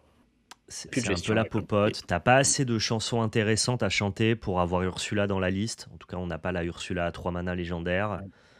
Je crois que Réponse, c'est plus trop d'actualité, c'est plus trop son format. Bah, les gens vont pas blesser tes bêtes, hein, ils sont pas fous. J'aime bien Stitch Rockstar, mais on n'en profite même pas Ouais. énormément finalement. T'as que 8 drop 1. Lui, il peut, hein, voilà. Stitch Rockstar, c'est le genre de carte qui peut te faire gagner en fin de partie sur ce genre de deck là. Mais effectivement, Ouais. avec 8 et pas de pioche là, il faut une sacrée sortie pour que ça arrive dans l'ordre, quoi. Je sais pas trop quoi Ouais. en penser de ce deck là. Encore une fois, je trouve que c'est pas très malléable. T'as besoin de commencer. C'est le genre de deck qui te permet pas de pas commencer. Quand tu commences pas, t'es toujours derrière et ça fonctionne pas. Après, tu vois, par rapport à un deck pirate, moi je me sens quand même plus à l'aise avec ce type de deck Moi aussi, parce que tu joues des cartes qui qu'avec le sont pirate, de quoi. manière indépendante plus qualitatives. Ouais. Et Il puis n'y a voilà, aucune mauvaise carte, alors que dans le deck pirate, il y a plein de mauvaises cartes en soi. là, tu peux gagner le finish quand même si tu as les bonnes sorties. Il y a Perdita qui peut ramener sur un moment de jeu où l'autre n'a plus de la gestion. Tu peux quand même très vite aligner beaucoup de l'or. Il mérite d'aller au 3, je pense, hein. Ouais, je suis d'accord avec toi. Devant le deck pirate, c'est c'est pas un tier 4, on va dire que ça existe. On va dire que Et dans le haut c'est du ladder, acceptable. j'en vois beaucoup essayer, hein. C'est assez régulier. Pour l'instant, c'est de la win facile, mais c'est assez régulier que je tombe contre du jaune-vert sur des top joueurs. Donc je pense qu'ils n'ont pas abandonné l'histoire, qu'ils essaient quand même des choses dessus, hein. Ok. Et Ouais, ouais, là, moi, ça me plaît beaucoup, hein, que ça soit le vert ou le jaune, donc je Je suis assez curieux justement de l'évolution de cette liste-là. Ça manquera toujours un peu de gestion, mais si on est capable... Tu vois, vert violet, ça manque de gestion, mais ça a la tempo. C'est très facile de retarder les échéances et de te leurrer à la tête. Si jamais vert jaune est capable, entre guillemets, de simuler un petit peu cette sensation du vert violet, pourquoi pas. Ouais, il serait bien, ouais. Puis tu as la double condition, tu peux gagner très vite au début ou gagner à la fin avec le Stitch, ce genre de choses, ouais. Et puis Pourquoi pas. c'est sympa à jouer, ce genre de deck, ouais. Là, on va passer sur un deck qui est assez peu connu, mais qui finalement existe déjà depuis le chapitre 2. Lui, c'est un peu ce qu'on appelle le top of the top. C'est celui qui veut aller le plus haut dans la course à l'armement, c'est-à-dire jouer à la fois la boucle bounce, mais en même temps jouer l'accélération du bleu. Mais c'est un deck par contre qui abandonne totalement tous les match-ups un peu plus agressifs, quoi. Ouais, je l'ai pas Et essayé. Il a fait un très bon résultat sur le tournoi Pixelborn, je crois, c'est lui, hein. ouais, il a fait Surprenant, top 8 au tournoi Pixelborn. sans gestion du tout. Et il n'y a Voilà. aucune gestion. C'est un deck qui veut justement Ouais. attraper Ruby Améthyste, qui veut essayer d'attraper Bleu-Rouge Objet, qui veut attraper tous les decks un peu mous en étant justement le deck le plus mou, le deck le plus ressourceux, le deck le plus late game. Par contre, dès lors que ça va jouer un peu vert, t'es fini, quoi. Alors moi, je l'ai Donc, pas testé du coup, je l'ai pas rencontré non plus. Je pense qu'il est assez difficile à piloter aussi. Je me je demande pense si que c'est c'est pas le très genre de difficile à deck un piloter. peu sous-coté parce que intérêt à bien savoir jouer là, hein, pour jouer les cartes dans l'ordre. Bah, c'est un deck de positionnement, en tout cas. C'est un Ouais, deck c'est qui va ça. avoir de bons match-up contre certains jeux. Tu vois, je pense pareil que c'est excellent contre des trucs comme bleu-gris, par exemple. Ouais, il faut Parce que partir, faut ouais, vraiment y aller au bon moment et du coup, et tu peux le. tu vas totalement ignorer ce que fait ton adversaire, juste en proposant des choses qui sont plus fortes, plus rapidement. Tu as la boucle bounce qui est capable de te permettre de gagner à distance. Et Ouais, je pense qu'il faut attendre très longtemps avec le bounce. Et puis il y a à la fin, avec beaucoup de l'or et la grand-mère, ça peut aller vite, hein. Entre les belles, les cœurs de Tefiti, les machins là, tu peux vite faire du lore passif et le tour d'après, aller finir quoi. il Mère, n'y a, s'il a pas fait top 16, c'est pas pour rien, hein. C'est que. y a pas encore de consensus vraiment sur des listes définitives. Moi, j'ai vu aussi des listes avec Flavorsham, des Pop Cycle, qui étaient un peu plus interactives, un peu moins goldfish, Avec avec la les 4 boucle bounce Elsa. totale. Je sais pas trop quoi en penser. Il est trop dur à juger ce deck-là. Moi non plus. En plus, j'ai jamais joué. C'est sûr qu'il va pas au top 1 et il va pas au top 4 non plus. Ça, c'est certain. Je crois qu'il va au top 3 pour moi. Il va entre le 2 et le 3, mais c'est dur de le mettre dans le 2, sachant qu'il est quand même nulle part, quoi. Il est Il un va peu finir nulle dans le part, 3, ouais. hein. Ouais. Je crois que dans le 2, je remonterai pas mal bleu-rouge en fait. Je pense que je mettrais quand même le Bah, bleu-rouge le en bleu-rouge va outsider. finir par. On peut finir, mais à mon avis, il va remonter. Parce qu'il y a le Mufasa aussi. La discussion se posera entre le bleu-rouge et le Mufasa. Ok. On n'a pas encore fait. Est-ce qu'il peut gagner les tournois? Et là, on arrive. Alors, ça, c'est un deck que j'apprécie particulièrement. Violet-vert. Un deck qu'on n'avait pas trop vu dans les toutes premières semaines du chapitre 3 et qui maintenant est extrêmement populaire. C'est le deuxième deck le plus joué du format derrière Ruby Améthyste. Et s'il est joué notamment derrière Ruby Améthyste, c'est parce qu'il est super fort contre Ruby Améthyste. C'est un deck qui te prend la tempo direct, qui est capable de passer en dessous en l'aurant très rapidement et qui va pas chercher à gérer ce que tu fais, mais juste à tout te retarder. Tu joues un truc, ok, je te le bounce. Tu rejoins un truc, ok, je te le bounce. Ok, je te le bounce. Et moi, je vais prendre du lore, du lore, du lore. On a vu ça notamment hier sur les tables filmées à Vernon. Incroyable ce deck. Plein de solutions, hein. Il y a il y a Le, le le- Ursula aussi qui fait jeter les chansons qu'on peut faire remonter, reprendre, rejouer contre les c'est decks Song ça. notamment. T'as un joueur à 6-0 qui jouait vert violet et c'était Ça vraiment très perce bien. puissant. Il a une grosse faiblesse, hein, mais bon, encore faut-il réussir. Mais quand je le rencontre, de toute manière, il n'y a qu'une chose à faire, c'est réussir à aligner le plus de créatures possible. Ouais, Si tu arrives à aligner plus de créatures que lui, il va être coincé. Et tu peux faut réussir à le et faire avant qu'il soit trop loin, quoi. cette C'est la montée en faiblesse. puissance de vert violet, ça peut profiter à un deck que j'aime beaucoup, c'est le deck jaune-gris. Parce qu'en termes de texture de match-up, jaune-gris c'est quand même très fort contre vert-violet initialement. Tout à fait. Notamment bah, tout ce qui est la base gris. Et puis comme ce deck-là, il ne gère pas tes cartes, mais il les temporise seulement, c'est assez facile de reposer tes cartes en jaune, notamment tes Stitch, et donc du coup Ouais, bah, tu de tout à fait générer beaucoup de raison value. puisque au début du ladder, tout le monde jouait ça et moi, je suis monté très haut avec un jaune-gris Stitch plutôt, enfin un jaune chanson, mais avec les Ouais. plutôt Stitch. Effectivement, il suffit d'aligner tour 4 ou 5 un Stitch en alter et derrière plein de petits et lui, il est coincé. Tout d'un Et coup, lui, il il y est a un peu plus de coincé, ouais. créatures, il est totalement coincé et il peut plus lutter. Donc Ouais. ça, c'est un deck qui est très populaire parce que lui, à l'inverse, c'est pas tant son potentiel ou le sommet de la montagne qu'on juge, c'est juste qu'en termes de contexte méta, le format lui est giga favorable actuellement. Donc forcément, il va être tier 1. Ah bah oui. Mais ça pourrait réintroduire certains decks, quoi. Donc, Plusieurs conditions de victoire aussi, comme tu l'as dit, hein, parce que des fois ça va très vite, hein. Tour 1, la sirène, tour 2, Flynn Rider, tour 3, tu renvoies avec le petit kit, tu as des parties gratos. ouais, bah on a vu une game de la part du joueur vert violet contre vert gris qui a fait de mémoire, hein, tour 3 kit, tour 3 kit, tour 4 boons, tour 4 boons. Son oppo n'a rien joué, il a repris Il 4 a pas fois pu ses jouer. cartes en Ouais. main et ça a été échec et mat. Mais ce que j'aime bien, c'est qu'au-delà du fait que. Et puis lui, évidemment, il avait joué un Ondin pour commencer à l'Auréa 2, évidemment, à côté de ça. Mhm. Et donc forcément, il avait pris l'avantage en l'or très rapidement dans la partie. Et ce que j'aime bien, c'est qu'il est capable de l'orer rapidement, tout en ayant des options de deck midrange, quoi. Je veux dire, ça joue des Queen Castle et des génies, donc Ah oui, là tu peux. Faut tout en faire ayant la très boucle boons. attention à tes encres, par contre. Ce que tu Ouais, ancres est primordial dans ce deck selon qui tu joues en face, hein. Si tu ancres des crabes alors que tu en as besoin à la fin contre les lieux, voilà. Si je joue des tu peux lieux être et que le puni. vert violet il ancre deux crabes, tu sais que tu vas pouvoir poser tranquille. Il faut faire attention aux encres. Mais sinon, ouais, il est bon, hyper agréable. Puis il perf partout quand même, hein, on le voit. Il perf énormément, ouais. Et puis ça, pour le coup, à l'inverse de certains decks, je lui reprocherais justement pas d'être fluide, de pas être fluide, pardon. Il est super fluide ce deck. Genre tout s'imbrique assez naturellement. Ouais. Bah, il y a beaucoup. C'est pas cher hein, si tu regardes en termes de coût d'encre. T'es sûr d'avoir tout le temps quelque Non, ouais. chose à jouer quasiment, hein.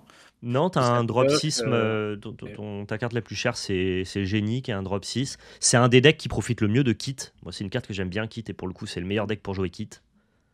Et à partir de 5-6 ans, que c'est marrant parce que tu as plein d'options en fait. Tu poses pas un truc à 5 ou 6, c'est plus mince, je vais poser Ouais, deux trucs à 3, mais tu lesquels? vas Et jouer plein de petits ouais. trucs, ouais.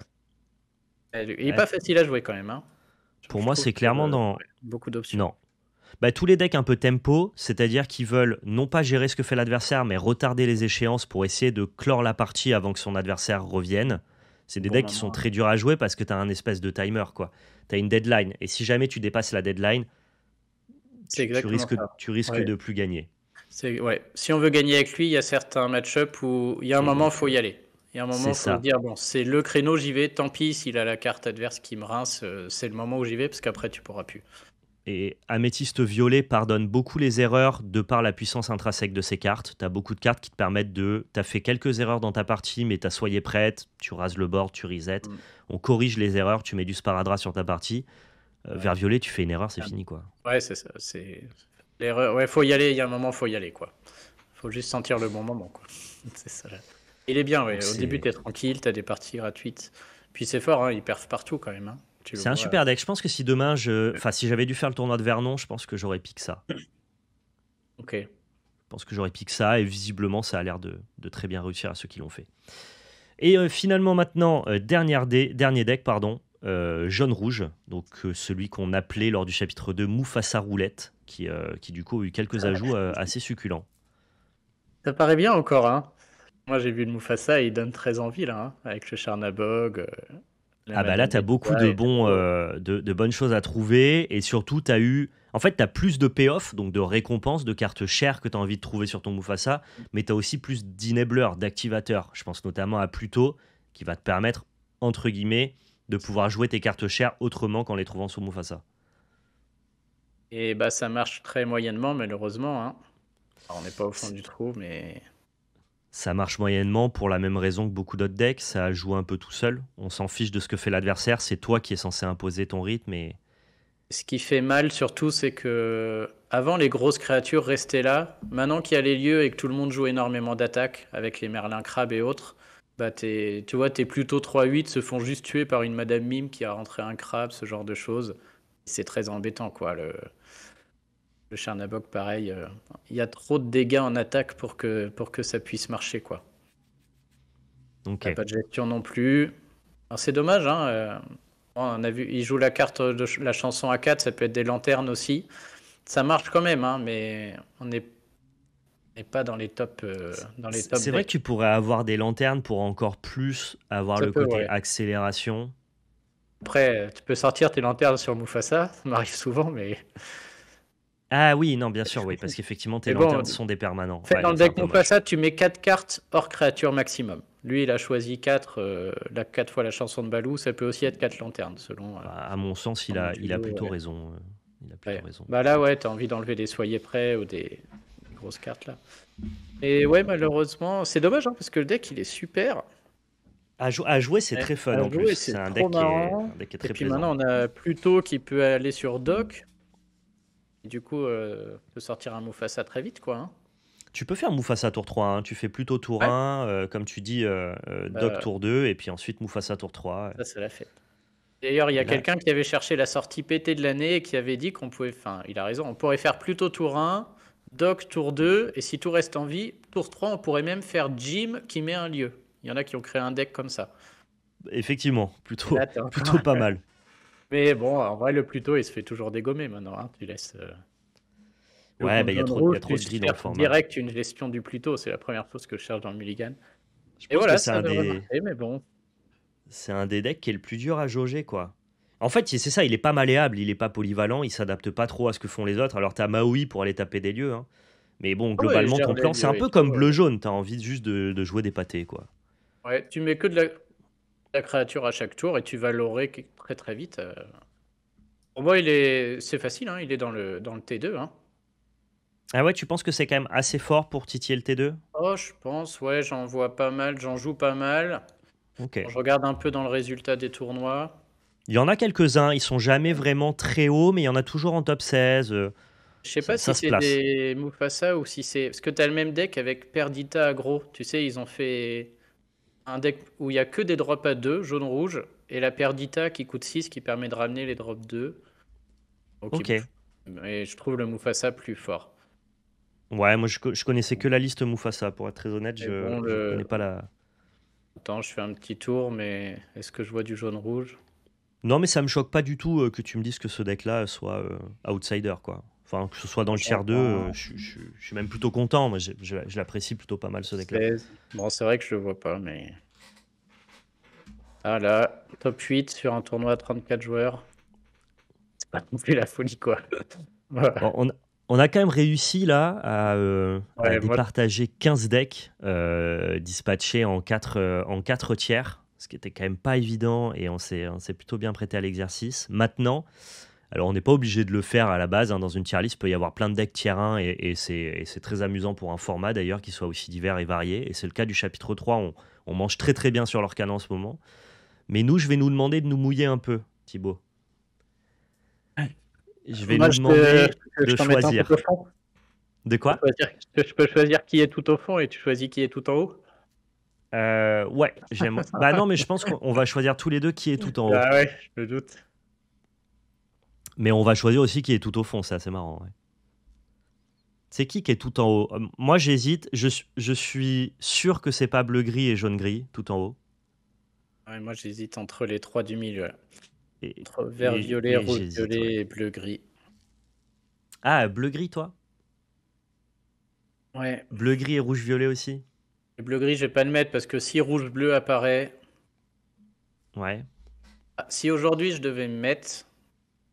Ah, moi, c'est simple, je prendrais mon meilleur pourcentage de victoire en ligne, c'est rubis améthyste et c'est bleu, gris, sans Et problème. c'est rubis améthyste. Et ceux qui me font le plus peur à rencontrer, c'est ceux-là aussi. Parce que vert, violet, c'est fort. Une fois qu'on a le contre et qu'on sait qu'il faut poser beaucoup de créatures, ça se passe souvent bien quand même. Ouais, c'est fort aussi. Bref. Enfin, toi, tu vas mettre vert violet. Moi, c'est le deck que je trouve. Je sais pas s'il est plus puissant. Encore une fois, je pense que Rubis Améthyste pardonne les erreurs, joue des cartes qui sont de manière individuelle très puissantes. Mais si je raisonne en termes de deck, en termes de synergie pure, je trouve que vert violet ou vert gris, c'est très fluide, très naturel. Tu sens que c'est un vrai deck, tout est en x4, tout fonctionne, ça a été pensé pour. C'est de la belle orfèvrerie, tu vois. Alors que je trouve que rouge-violet, Bah, on c'est fait un moche, peu hein, notre on est pop. d'accord. Voilà, Ouais. c'est peut-être pas que c'est moche, mais on s'adapte. on change des cartes en fonction du méta, on a moins de synergie, c'est moins fluide, c'est du moins bel ouvrage. Et moi, je suis un peu sensible à ça. Alors, c'est pas ça qui doit finalement noter quel est le meilleur deck. Peut-être que J'allais dire, Rouge c'est Violet quoi les finalement critères l'est, du mais coup? Parce que oui, tout dépend des critères en fait. c'est Si qu'on finit, c'est on finit un peu biaisé, tu vois, finalement, avec certains affects sur certains decks. Donc, mais non, le critère, c'est quel est le plus puissant. Et si on estime que Rouge Violet c'est le plus puissant, moi, je ça me formule choquerait pas. autrement. Si ce week-end j'avais pu aller au tournoi et j'aurais tout fait pour gagner, je serais venu avec un rouge-violet personnellement. D'accord, Parce que mon style de jeu et mes capacités de calcul, c'est le plus adapté. C'est avec lui que j'aurais le plus de pourcentage de victoire, on va dire. d'accord. Par contre, Et effectivement, si je pouvais venir et jouer, on va dire, le beau jeu, ou peut-être si j'étais meilleur, ce serait plus un vert violet que j'aurais apporté. ouais. Moi, c'est pas forcément le beau jeu, c'est plutôt quel est le deck qui te paraît le plus fort en admettant que le pilote qui pilote tous les decks est le meilleur joueur du monde. Ouais, soit le meilleur. Si on prend Decandio par exemple, qui a été assez impressionnant sur gris-jaune, avec Du quel coup, c'est deck gris-jaune. Decandio aurait le meilleur win rate? Là, c'est gris-jaune, hein, parce qu'il a joué dans la méta actuelle et avec son gris-jaune, il a classé tout le monde, quoi. Mais bon, Quel est le ça, deck qui c'est répond au gris-jaune. plus de Ouais. situations, qui fait les choses les plus débiles Peut-être que, comment dire, lui était aussi très fort avec ce deck particulièrement qui lui parlait plus, quoi. C'est très dur, hein. C'est Ouais, très c'est très très dur. dur les costos qu'on a. Mais c'est ça qui fait que c'est bien en ce moment, quoi. Ouais, parce qu'on sait pas. Si. Parce que si on savait, en vrai, bon, le classement, il aurait été vite vu. En tout cas, ouais, si moi j'aurais dû venir avec un deck, j'aurais pris le rouge-violet. Si Ok. je dois prendre celui qui répond au plus de situations, ça a quand même l'air d'être. Parce que quand tu regardes les tops, c'est soit rouge-violet, soit vert-violet, quoi. Ils sont quand même omniprésents pour le moment. Ok. Les deux sont omniprésents dans le top 3, quoi. Allez, Et toi? je pense que tu m'as convaincu. Je vais mettre rouge-violet juste par la data, les données qu'on a en notre possession. Le deck est trop joué, le deck a trop de réponses à peu près toutes les situations. Le deck a aucun match-up exécrable. Il y a Bucky, quoi. Comme t'as dit. Il y a Bucky, mais c'est même C'est pas même pas le Autolose, match-up, quoi. quoi. Ouais, C'est- ouais. Ça fait mal, Mais, hein, parce qu'il y en a plein d'autres, c'est rouge-violet. mais si je devais estimer quel Ouais. est le deck qui probablement aurait le potentiel de devenir vraiment le deck to beat si jamais tout le monde avait un niveau de jeu exceptionnel, je dirais que violet-vert, si tu es discipliné au mulligan, si tu optimises et que tu joues Ok. tout dans le bon ordre tout le temps, Ouais, ouais. Le violet-vert doit être plus fort que le rouge-violet si le mec sait parfaitement jouer. c'est ça. Là, je suis Mais bien bon, d'accord. Et c'est dur, très dur à jouer. Par contre, oui, si tu mets deux ordinateurs l'un en face de l'autre, le vert-violet devrait l'emporter, quoi. Il a plus je de pense aussi. solutions. Et puis vert-violet, de toute façon, ça a plutôt un bon match-up contre rouge-violet, mais pour l'instant, voilà, rouge-violet, c'est le deck populaire, c'est le deck du Ah, moment. c'est Donc, facile, quoi. Enfin, vert-violet, t'as tellement de choses à réfléchir. T'as exactement. beaucoup plus de possibilités en jouant vert-violet à partir du tour 5 ou 6 que en Je jouant. vais, Je vais le mettre juste en haut, là, juste derrière. Ouais. Pour moi, c'est le deuxième meilleur deck du tiers 1. Et par contre, pour le deck le plus pourri, la bicolorité la plus injouable, je pense que c'est vert-bleu, hein, franchement. Ouais, vert-bleu, j'aurais mis Ça, direct ça aussi. n'existe pas, en fait. Genre, personne ne joue ça, c'est triste. J'ai envie d'essayer ta liste, là, elle est cool, hein. Ah bah écoute, si Mais jamais tu veux l'essayer et que tu veux m'en faire des retours, je suis preneur, avec grand plaisir. j'enverrai un screen à 0,5, je m'arrête par contre, hein. Ouais, ouais, bien sûr. Ah bah Et là, 5 faut et... aller en lab, hein, faut pas aller en ladder, hein.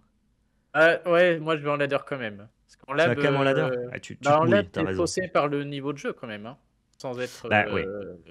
Non mais, non en plus être fait, en lab, désobligeant, mais en vrai qu'en lab, des fois, non, non, ça mais bien existe, sûr, mais quoi. ce que je veux dire, c'est que tu peux tester non pas le power level du deck en fonction du méta, des fois tu veux juste tester la fonctionnalité. Ah oui. Ça, en fait, si tu veux voir si un deck il est bien monté, tu pars en lab, tu goldfish, tu joues tout seul, on s'en fiche du niveau de ton adversaire, et tu vas voir déjà si toi tes sorties elles sont fluides, si ta curve elle est correcte, si ton mulligan il est simple, Ouais, ok. Juste voir et si si ta vie est après on correcte, ouais. estime que le deck il est au moins fonctionnel, là tu vas en ladder quoi. Ok. Ou je demanderai sur Discord si des gens veulent jouer sur le lab, c'est au moins t'as un peu d'adversité aussi.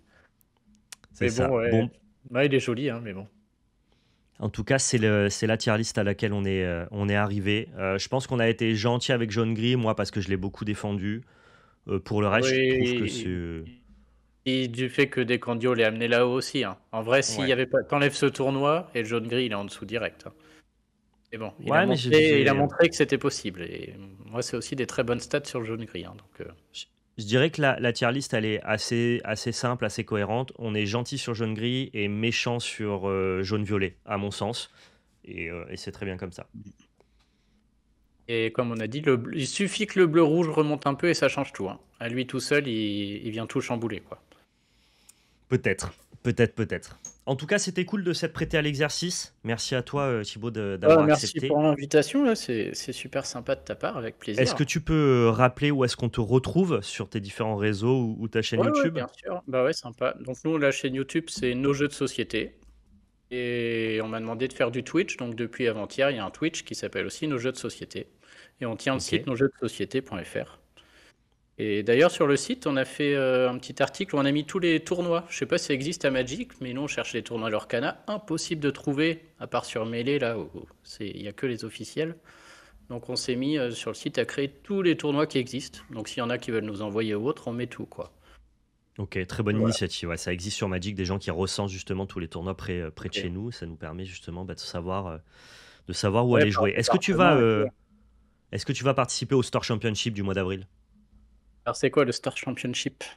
Alors en gros, avec le chapitre 3, Ravensburger a lancé entre guillemets, l'accès au compétitif sur le jeu. Là pour l'instant, leur canal, l'orientation de Ravensburger, c'était un jeu très familial avec des dotations pour tout le monde. Pas forcément de tournoi compétitif. On voulait d'abord que le jeu soit entre guillemets très accessible pour les nouveaux entrants et pas qu'il y ait que des grinders, des anciens joueurs de Magic qui viennent et qui raflent tous les lots, quoi. Par contre, avec le chapitre 3, maintenant que il y a eu une nouvelle base de joueurs plus casual, plus familial, entre guillemets, on a le début du compétitif qui arrive sur l'Orcana, avec notamment les Store Championship qui vont qualifier à d'autres tournois d'envergure, et ces tournois d'envergure, eux, qualifieront aussi à un tournoi mondial, tout simplement. Ok. Et sur les Store Championship, ce sont les tournois où tu pourras récupérer, tu sais, le Stitch Altered Rockstar Ouais. Le Rockstar là. promotionnel Ok, ouais, je l'ai vu, j'ai vu la carte. qui est quand même magnifique et qui devrait probablement intéresser pas mal de personnes. Est-ce que toi, tu vas tryhard un peu l'Orcana en papier? Ah, j'aimerais bien. Alors comme je t'ai dit, moi je l'ai découvert en ligne, mais maintenant que je suis en haut, j'ai envie effectivement de faire les tournois réels, voir ce que ça donne. Il faut qu'on trouve les cartes, donc ça va être un premier objectif. Ouais, Et deux, on est aussi deux enfants bas âge, donc il faut que je trouve le temps, quoi. ouais, Donc je pas vais faire les forcément tournois évident. en ligne sur Pixelborn parce que ça c'est faisable, Mhm. effectivement. Et bah on a fait la liste des tournois Lorcana puisque je check mais l'envie est là, quoi.